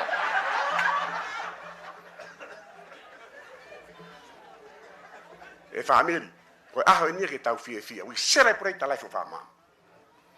She have a good life. She work as hard as a mother can do for us to be like what we have today. Everything that we have today, we just say thank to her. This is not a time for us to lie and tell the lie and all those kind of things. Remember, kapag ko keloy, katiki ma ko prangalangi ko ko tangke mo oni sa sinte al ki va no tari me. You know. Mom gonna be there and you say, "Mom, I'm sorry I lied to you, but I'm not coming to you. I'm staying in hell."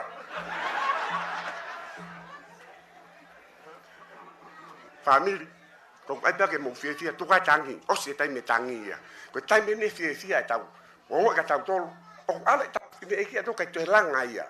Ka ki to ya. Ko to ko ni, ko tau tol ni tau to e. Ko ha ko unya, ko ka tau ya ki tau fa me tau ka ya ki ne siri ni. Como to ni na que ala que se ni. Como no. Como to ko ni. Na na ka lo kai lai ta sin ma fai. Ko ai que ilo imam. Ko mahalo pe ko nga ko ne lai me si que nga si ni. You never gave me a penny. You always asked me to give you a penny. And I did. Kakoya ko le famore mo te ko famore be na ta me ko kwa ke mana tu o ko fide mo tua ko famore mo ko fide mo ta ko fide mo ta ke sa ya ko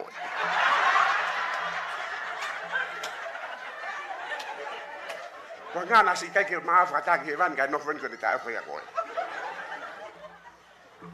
e kai nga ko tai me ni ta fi ko tai me ni ta te tang mo lau ke ha mo ha no ko fa mata la ke no, it's not the time to do it. I'm telling you, all my siblings, how much you know you, I know you all love me because who I am, telling the truth. I have to tell you guys sorry if I tell the truth, but I have to, you know, so mom can be happy. Of Allah that the motor kainga, ko fie la ha mautol e mau mamata o mo hene ahoni ko nga ko mau iloi. All this thing happened today is because of her, not us. No. She worked her whole life for us to be like this. And if I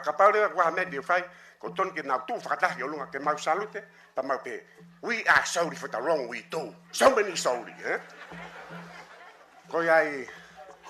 Mom, I'm sorry. I say thank you. Thank you for a mother. Loving mother like you. Ako whakamalo ke ki ko puro pula le le. Na me whanau I mau tolu I mau wa ko tangata me whimea. Thank you so much, Mom. I love you.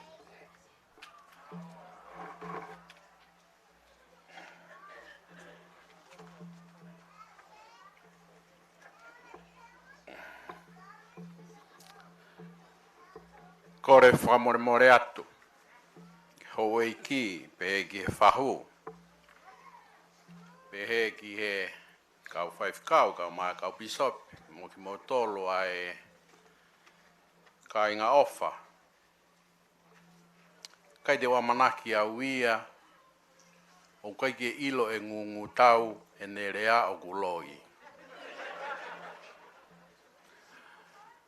Koe kau matapure, koe taha ia hakakai loi taha I he mamani koe. He tatu pewe I mea bego e ni, ka pawe hao ha horo. Ko tare matapure, koe ki kau polopola hamu e ni, ka hiri koe a koe puaka toho moi pulu. Po sange loi, tama loi mona ngungu tau e anga e kuiloi. Hawa da wo ka magi he au whanga tuku le tuanga whainga maari e koe ni ki he whaifkau e wahangani. Sifa hingano gene whai ha rea matau tolu. Pera hiria te tau toi kaukata.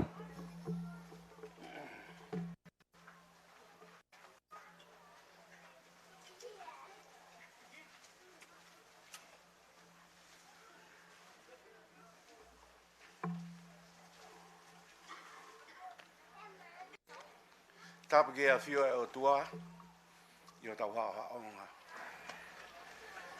Whakatapa atu ki a tungi. Pe pia e whakatapu ki he mea whaeiki o tuungai, e tau i heni he pōni. Whamalo atu saia o mai e whainga maarieni. Ke u tū heni o whafofonga i a siasi o lolo, ai maukoloa ia, ho mo loto ke omi a ho mo mea whaeiki e kere masiva koeni. Mahalo pe na hala i kulau historia, kana e kau e whae koeni i hono la langa haki ai potsiasi koeni. Pea ka pauna i heni he kamataanga, o to i heni pe whakaosinga. Te tau takatakai holo he tapa keke, o kere koeni, te mousio ai ki hono ulu ni ma hono fingerprint, o ku tā holo i ngai wheitu. Pea na e la langa aki, whiwhini haapai. Pea koe ne ngahi mbata la langa, o ku ilonga i he ngahi turiki kotoa. Pea koloa ia e siasi, o a umai ki he ahoni, i he fua hono manawa. I he whanau, kai umai whangamopuna. Kau tau i heni, kehe ume whakaeiki, mono whainga aonga. Ho hoko mai mau ki mea whaeiki heni e tolu, ki mua o koe tah, ki he ukahau, koe tatari ka o ki ose, i atu e ahoni. O kia i pehono whainga aonga, koe pōni, kehe. Hange o tau i heni ke celebrate. Tau kātoa ngai, hamo ui kuo au. Pea ku whai e whihiki taki, mei he nofo koe ni ke nofo koe. Paka hono whakailo ngai ni, o tau ai tau a ngā. Pe i he taimi ta tau, o tui ai pe me kau te unga hina. O ku tau tengi hia, pe o tau toi celebrate. Ha whiwhine nai whina ngaloa e o tua ke hoko mai. Nai kai ke ne whiri e ia ke whou mai mi ha ano. Nai kai ke whiri ia ke ne hoko e koe tonga. Koe whina ngaloa e o tua, pe whakawhou mai hono mana wai whanau me koloa. Ka koe taimi koe te tau mua whanongo ke u tala loto e whanau, pe mei ha ano o a umai ki hen, te tau sio ke ngahi u wheituu, hange u station, na stop over ai whanonga holo e kaunanga o a umai ki hauni. Te tau ilo e ngahi kau peau, pe tene ilo mo ngahi matangi, mo whahinga wa mawhihunga ke kehe mo ui, mei he kamata anga o a umai tau celebrate a ene whanonga na e whai, he tahi na e peaua, i he ngahi langi na e au fia, kai au mai ke ahoni, hanga e whanau mo e whanga mokopuna, o nau te unga hina hangea kau angelo, o nau celebrate a journey, mei ha ano, o a umai ki he pōne. Pea koe koloa lahi na hanga o tua whaki mai whamiri koe ni i he whanau. Pea iei mo fu whanau whakafofu. Kai ka whamiri heni hawa. Kai he pō koe ni tau lau ho tau ngahi tāpua. E ku sio ki he whanau katoa, a ilonga a hanga e he whae koe ni, o oange pe ki he toko taha, oange ke saia koe lahi. Pena e pene mea ofanga na nai oange ma saia.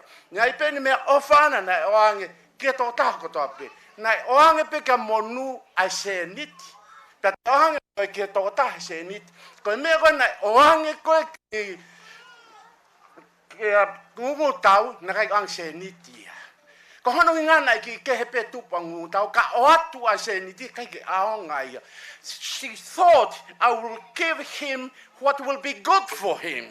Ko heka whainga mo ui I whakawhetai e ki hoto koni mai ai whahinga mo ui ko ia kai toki lotu hu fia pe whae mo ui ko ini pe tari lotu a eiki pako tari lota eiki o mai hoku tuo whine ke mari mo whainga whakapo uri ko ini on liliwa I ume alahi he kohin mo ni pea ngungun tau na e te umari ai tonga pea rea te whae ngungun tau foki mai ko mate hoku maho mea nai whai. Whoki mai he wawe taha ki Amerikani. E anga peke ke ofi holo peho ku tafa aki o a umai ke nai aho koe ni. Peko monu iang, si whaingata ia hoku tuofe fine, he whainga anga peheka ne tauhi pea ngungu tau. Hono I kai pore kolistonga, pore atonga. Pore mo tamsi tungi o iai ene mata pure tatau ai pepe ko ka ko tangata na e lotu mo hufia ga ene fae pe house o kuto fe fine o tau mo fainga tala kai fai so no hufia na ane pe me makehia malavinia ke hepe panga monu ke hepe saia mo lahi ke kana onge kalavinia henane I lo I pene fae alavinia pea alo pelo to lahe lavinia alo fai hono loto o ha umo no mari na kai loto ke fine eiki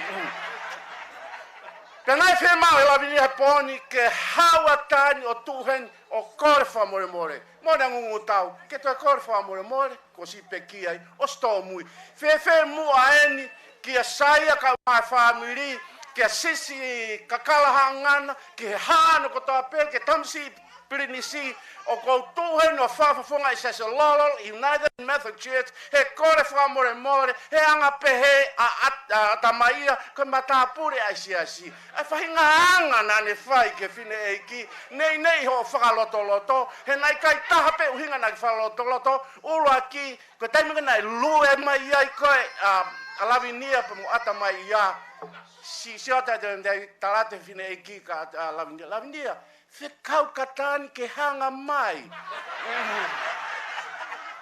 Vea ta lavinia. O glotonga hanga atu pea tani e kai. Kai ke hoa umai ke ngai ahoni. Ia tai mini kuo lotu atani. Sianki he kātaki. Ko fefine lotu eni. Ene kātaki o hoa umai ke ahoni.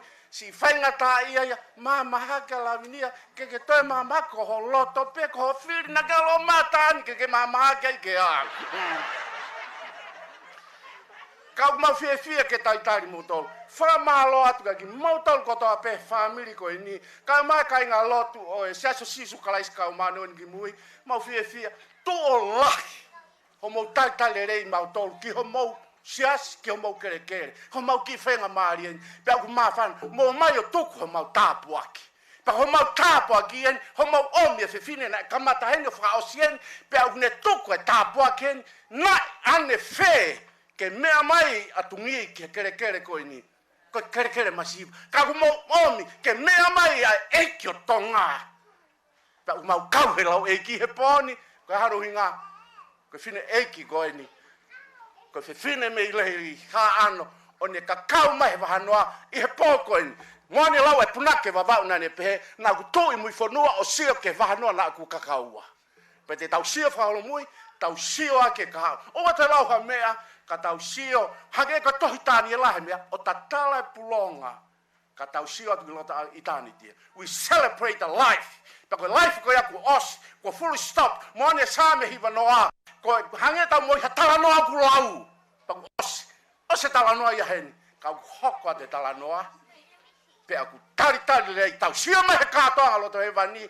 Ko taha o ne kau angelo. O kātaki mamahi. Mo e whalau mai he tahi pea ua. O ne tau whanua. Pe whakafau mai e koloa. O monu ia ngā siasi mo ngai whamiri. A siaso sisu kalaisi. Mohono kau pisope. Mohono whanau. Lave e siasi United Methodist Church. O eni. Ko hiko e konga ne whanau. Ko i he pōni, welcome ki ho mau ki kerekereni, pe au mau whawhetai ki o tua, o I kai ke omi pē, ai angelo e ki, ka au mea heni ai hou eika tō ngā, pe au mau tuku ho mau tāpuaki. Whawhetai.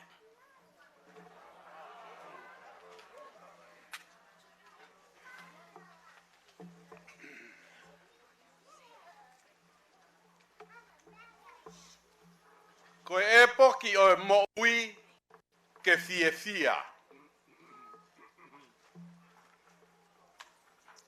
Whatapu atu ki hou e ki. Whatapu atu ki he whahu o e mau whae. Whatapu atu ki he tangatai ki whaifkau e wahe ngā.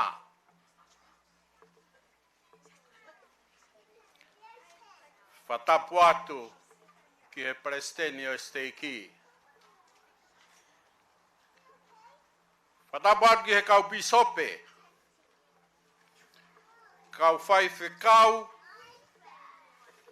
Ngahi fofonga i tamai ka ngahi fofonga i whae. O mo lava mai ke tau whakawhi ao whaosi ki he mau whae o whina. Koe poni o tau talanoa manatu merie ki he whae koe ni. Ka tau talanoa manatu mahi ki a monu. He ka hono uhi ngā. Ko toki ilo mai pē nia he ni ihi. Ko sisi taha he ni ia mau tōlu. Kana kai ke nau ilo nau tōlu e aho ane a whi ko monuna i he vehala i he wheitu whakatu tāmaki.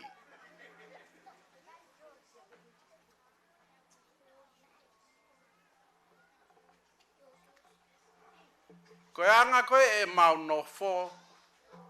O mau toko hongo fulu. Paku iai pe a toko taha pe a mohono ulunganga.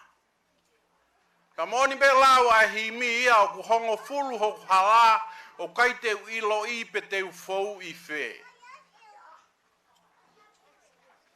More a tamai me more moe fae. Ka koau pe te ulotolahi ke hoko atu hono tataki e whamiri. Whakamore atu au ki he whangatehina mo e whangatu whawhine. Hei kai te ulawa o tui e su ai ongo mātua koe ni na naohi ki tau tolu. Ta wai ki a whahinga tuunga peheni.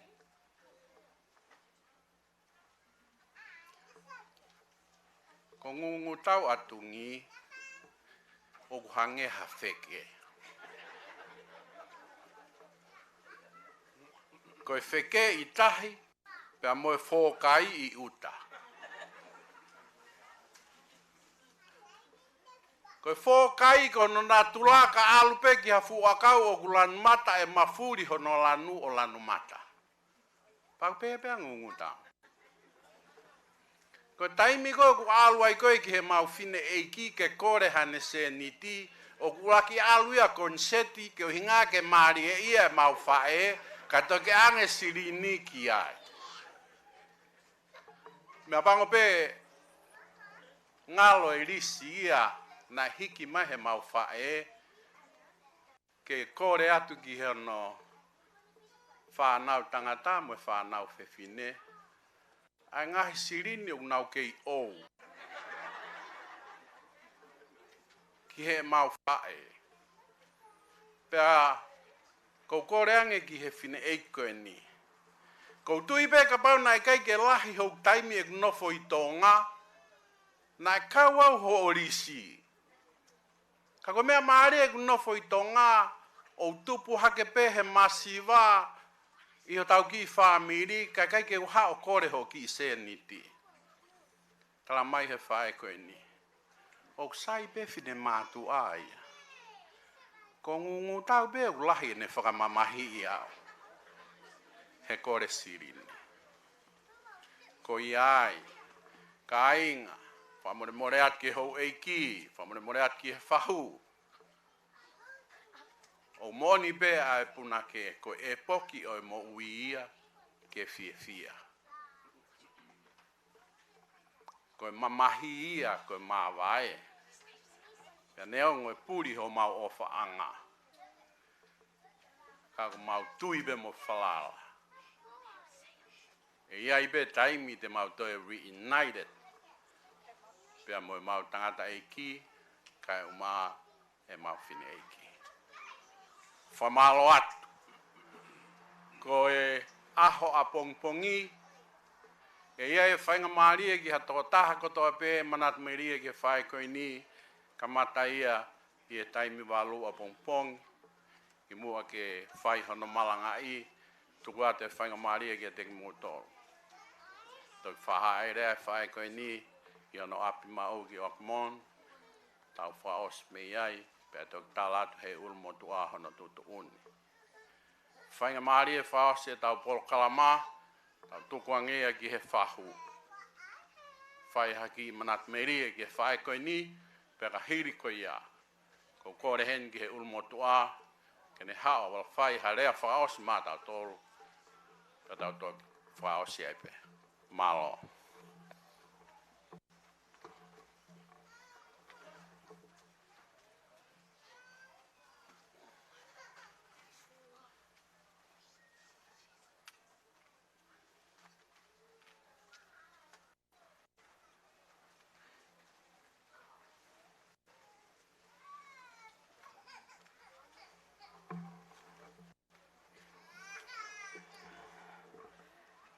Te whaatulou. Pea te utoe whakatulou. Pea te utoe whakatulou. Ki he pirinisi. Oi otonga. O atu hene ha whakatulou. Ki he kau whai whekau. O atu hene ha whakatulou. Ki he mea whakaeiki. Oku epa. O atu hene ha whakatulou. Ki he whanau paea. Moane lau ai puna ke. Peheange mai. Oku kei pongi pongi. Ke utulia. Ai mafua o hoku lotoni. Mafuri e kaniva pe au toki i loi. Tā kua lau noa si e kuhori. Tāhine ane. Whakamore more ala. La i kai te ulele mai ki heni. Ko ha aku hau o whahu. Ko si e kulele mai. Ke whai ha au whekau. Ke whai hau whakalangi langi. Ke whai ha mea te ke whie maarie ai ke a teki mautolu o kutoe i he whonuani. I he ahoni te uwhenga ke urea mo oni ke owa nā kuloi o hange ko ngungu tau. He koha mau whamiri o kunau maulo oua ai mea koia. Mau pe loi, pia toi mau pe moe mo oni. Ka e iai ai ki mea si te uwhie lave ai ka teki mo tolu o whekau aki pia moe pekia i he ahoni. I he taimi nā aku mana tui mahalo kuou tau taha wha long time ago. Neu whakakaunga tāmaki i he apiako pilo levu i hapai. Koe whine motuani whoki hau ek me ka ainga konunia, loko tui, ongo tau. O kuou tā kai whala ki hihifo tonga le leka hapai. Moe tangata ko enele ongo tau. Pea mau nofo i Hawaii. Whakalata Hawaii he mau nofo. Ka teo whaki teo ki whakaalawa tumua si ki whamiri ko eni o mau tolu. Ko mau ki family, o kui heni pepe ko e ku kore atu, ko e pe atu peke ke tu upa ke tu leva. O kui ai hoku te hina heni, ko sela. Tu ke olunga, Maria mo motua, ko tō pui fifita. Hage ko lau ko e kananga. Ko e motua, o wana tau loi, ko si I vai atu. Ono fat pei api o malolo atu ai. Ka ko sela ko e si ia te au. O te ai mo ki te hina e taha, ko mere. Ka pau hena o whanau mo tu whakataha hake. Ko e fwoi loie e taha. Ko mere, mo ene whanau, ko sela mo ene whanau. O kui heni, mo e whanau, ko e ongo tamaiki e toko ua. Mo tu hake olunga, ko ke saya, pia mo paya. O kui heni foki, mo mau tuonga ane, ko stapa. Stapa, tu ki olunga, pia mo hono mari, ko e tahi nei o loto o kalani, ko Lucy. Ko hai mea muhumai kakai Lucy.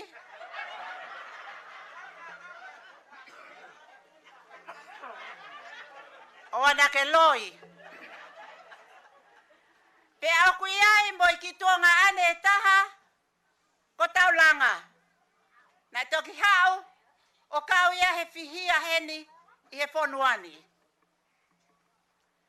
Sai ko e lahi taha, ia teki mautolu, ko e fefine ko salote, pe a kua malolo a salote na Maria mo semis kioa, pe a kui hene ne whanau, mo gata ko mea haki olunga.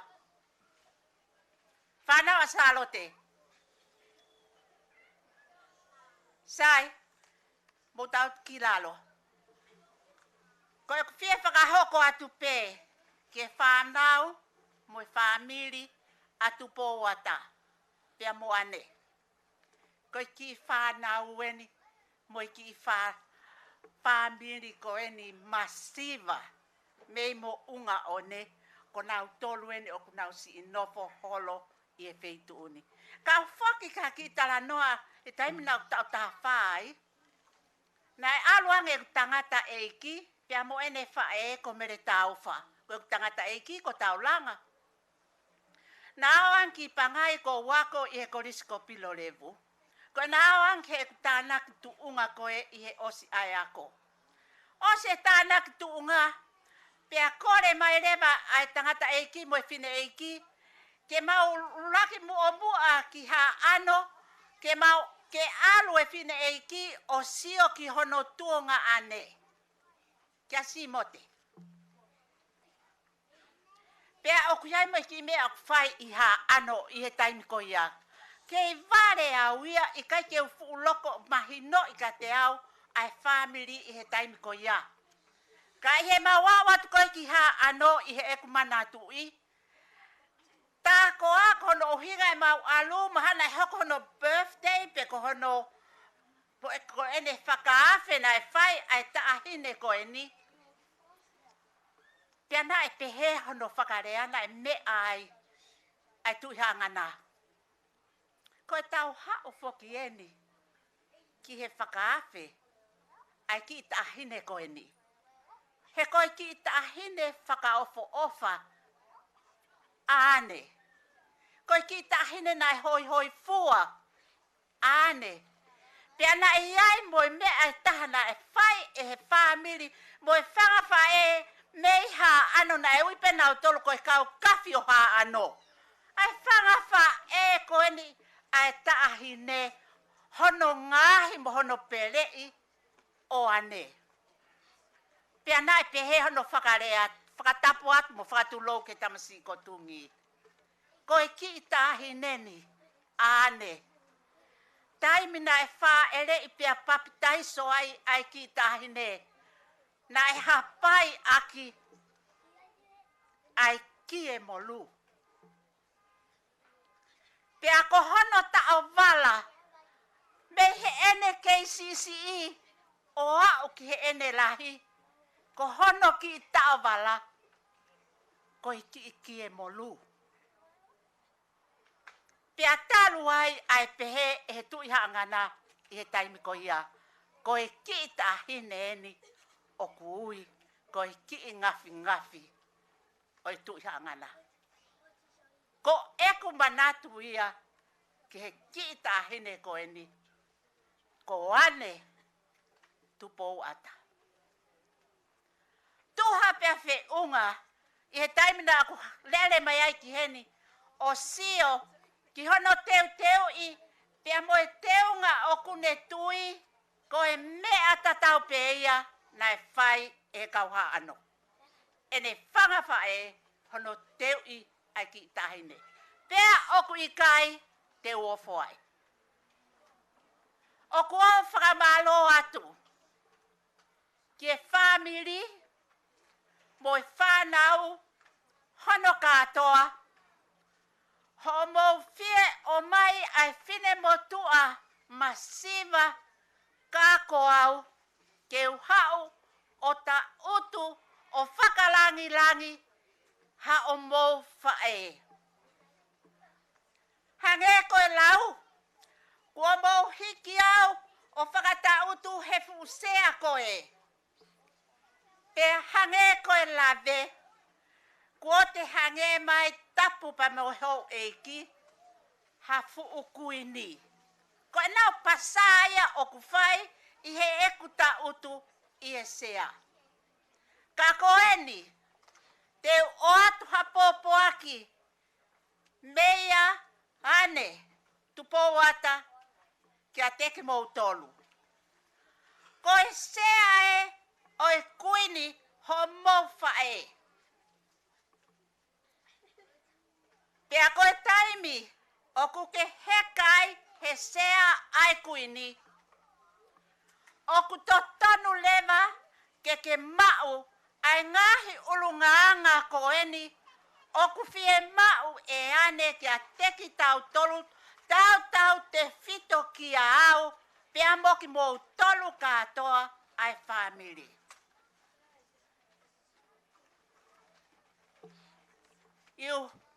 When you become a queen,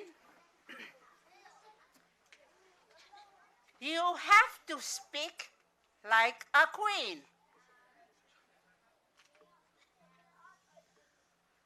When you become a queen, you have to talk like a queen.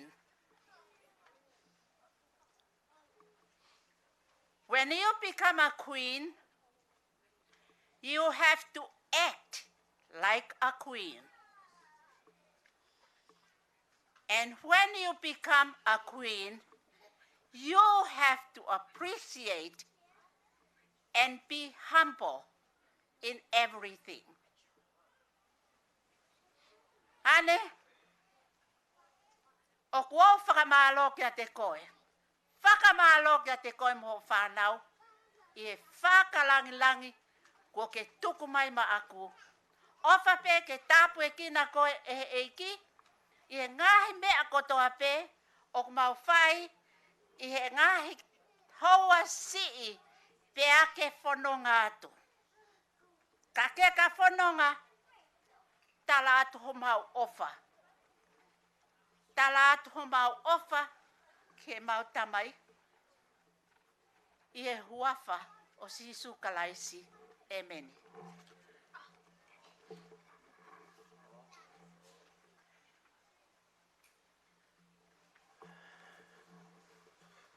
Whamalo atu koe uhi koe ngahi lea leina te au whanong kia he pōkoni. Pea kou kore ke u whakaonga i pe mua ngai whakatapua ko s whawhai at miheni ko lawe i pe kua maoloroa e tau whanonga he pōkoni. Pe holo pe mua ho mea pi nistu waho. Ke tuke motua koe ni ke whakahoko ate ki lea whatongia lea nou koe ni mo ki Polkalama koe.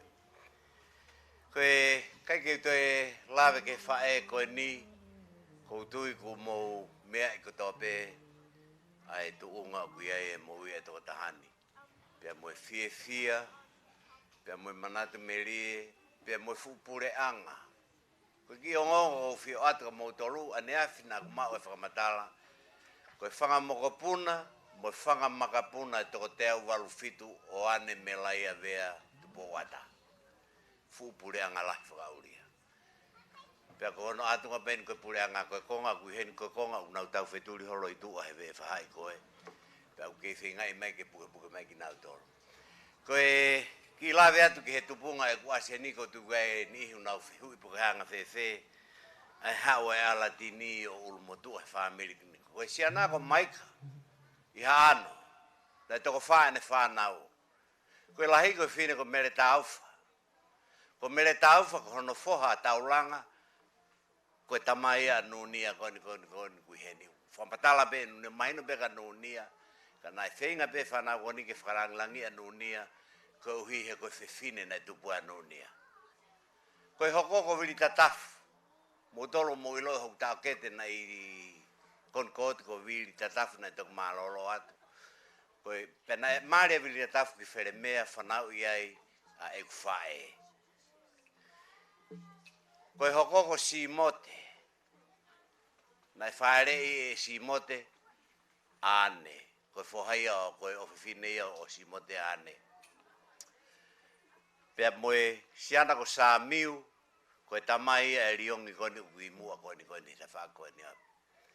Pena iai moe siana ko sa miu na tau hingoa ke tamai a toko taha koni. Kau kai ke utoi fu mau. Mahala osi pe e tau mea whaekia pong utoi kakato ange whakamā popo e kumape.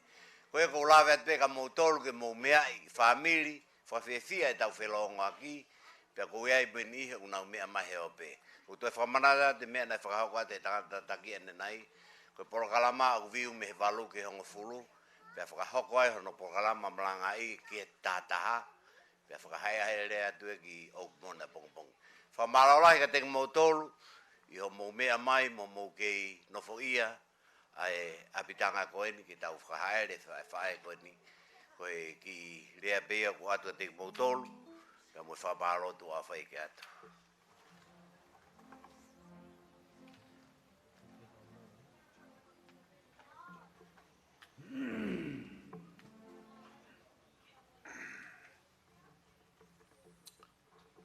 Whamalo atu. Ko tau au mai ki he tau mui e tau poro kalama. Koe kore. Koe uhinga ai ose e tau poro kalama. Pea koe tau mātuku ia. Whātā beki mō tōlu ia. Ke mō mea atu ke mō ngahi api.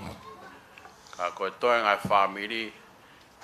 Te tau I heni beke whakawhi au e whae koe ni. Kai o wharewa ko au ke ngahi poro kalama ka hoko mai. Taine ane Melaia Tupou'ata. O mau ofaki a te koe. Mo whakamālo. Kai ke mau mea au sia e tunga koe ni.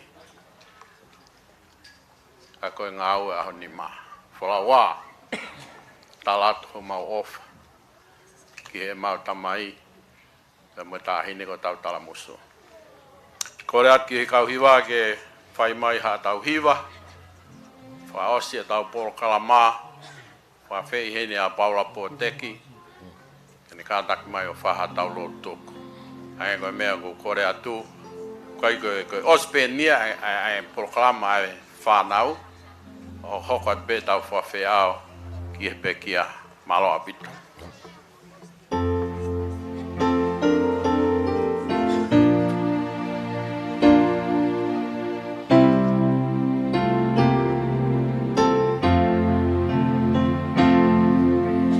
Ke a mei ho mohe kan whan o tu ke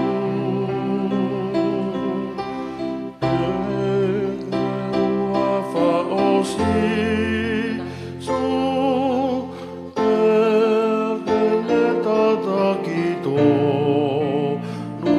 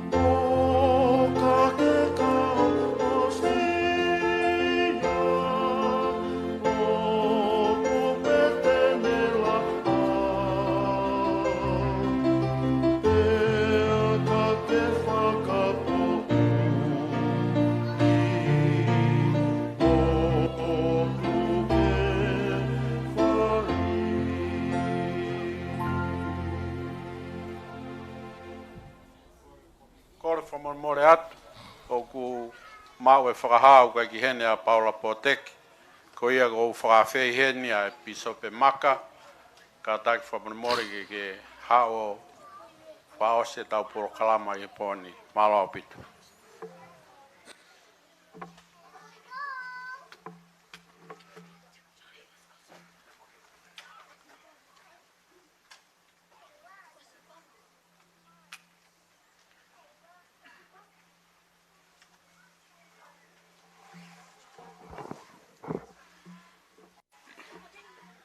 Tua mafi, e mau tamai whakai wani e Fiona.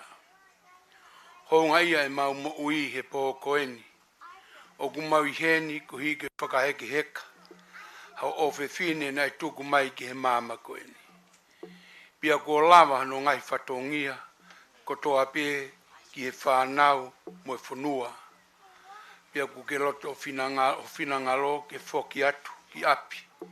Ke ne maua e pare koe mo uita e ngata. O ku mau wiki mo whakamalo, ko hiko e ngahi tāpuaki o ku mau i he whonuani. Pa neongo ai mau whiao mau pē mo e whaingata a mo e mahaki whakamamani lahi ko tōgi mamani. Ka ku mau ongoi ai fia kono omi ai mahaki koeni ke lawa ke tokoni i ki mau tolu ke mau iloi o kui ai pē o tua mo ui he mama koeni. Mau whakamalo atu, ko hiko e whainga maari o ku mau he fia fini. O ku mau i heni, ke mau whanongo, ke ngahi ongo mo e historia ai whae fita koeni. Pia aku hounga ia ki he mau mo ui, ko hi ke mau lawa o ako, ke ngahi mo ui ai whae nani a koi, ai whanau ke nau nofo fe ofo whani. Hiri ai mo ui he mama koeni ka ne whoki atu. E tamai o ku maulotua mo kore ki hoa whio. Tāpu e kinange whanau, whangamoko puna, whamiri, ka umaki mau tolu mau ahia ai whiawhi koeni. Ke mau oana hoko e mate ko ha mea ke ne o whongi mau pe e mau mo ui. Kai hoko e mate ke mau wako ai. Ke mau ilo i ai aho. Te mau whoki atu i he whounga tatau koeni. Teu e mau mo ui ki aho peheni. Ka mau lava o whoki atu o whiloa ki pia mo koe. Tāpe kina ki mau tolu hono kotoa e whiawhi koeni. Ka umai hou eiki o kumau heni. Tāpe kina ia ke ne mau mo ui, poto, mo ilo, tau mua kotoa pe o kune hi e whonuani ai. Mau lotua ai whahu, pia mo ulu motu a, umai whamiri mo e whanau. Angahi tāpua ki makinau tolu. Mau kore mo tau tapa ki a whio tamai. Whakamore i ki mau tolu ho mau ngahi tō no kotoa pē. Tāpu kina ki mau tō ake e ngahi tāpua ki. Mau hoko mau pē ko e mama e mau whiohi i he taimi kotoa pē mo e ni i ke. Mau e ofala. Ia tu kia te koe ko hi ko e mau i he whonuani. Pia mau wiki ai. Mau ilo ai mea utotonu mo tau ke mau whai. O ku mau mono ia na mau tupu hawhanoa, na a ko ia i ki mau tolu ku mau ilo, o gai o tua mo ui. Pa neong o e mau he hema mai ke whonuani, i e whanua o ku tawhea ia i e mea kotoa pe, pe au kai more ai e mau mo ui pe au hi ai e mau mo ui he ngai koloa e mo uini, ka au mau ilo i ku koe kamataanga ia e poto mo ilo koe mana wahe atu ke a Fiona. Tāpe ki nā ki mau tolu pia whakawhok le ki mau tolu ko mau ngahi api he pō koeni. Nau tolu ku nau nofo heni. Hoko atu e whakawhi au ki a pongpongina. Tōku a ngahi tāpua ki mo ngahi monu ke te ki nau tolu. Ko e lotu ia mo e huu ma uatu e loto mau lalo mooni. E huafa o alo ko sisu kalaisi. Amen.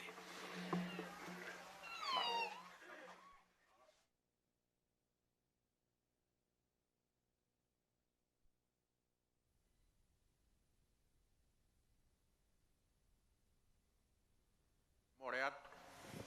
Mō kā taki hake mua ki o longa ko hi ngā kā tau whababa whaoski hou e ki ne me atu mawa malolo ka tau toi kau atu.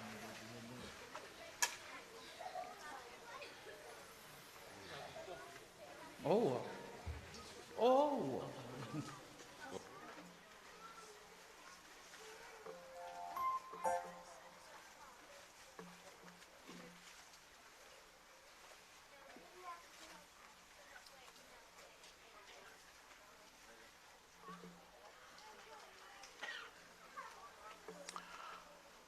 Malo au pito.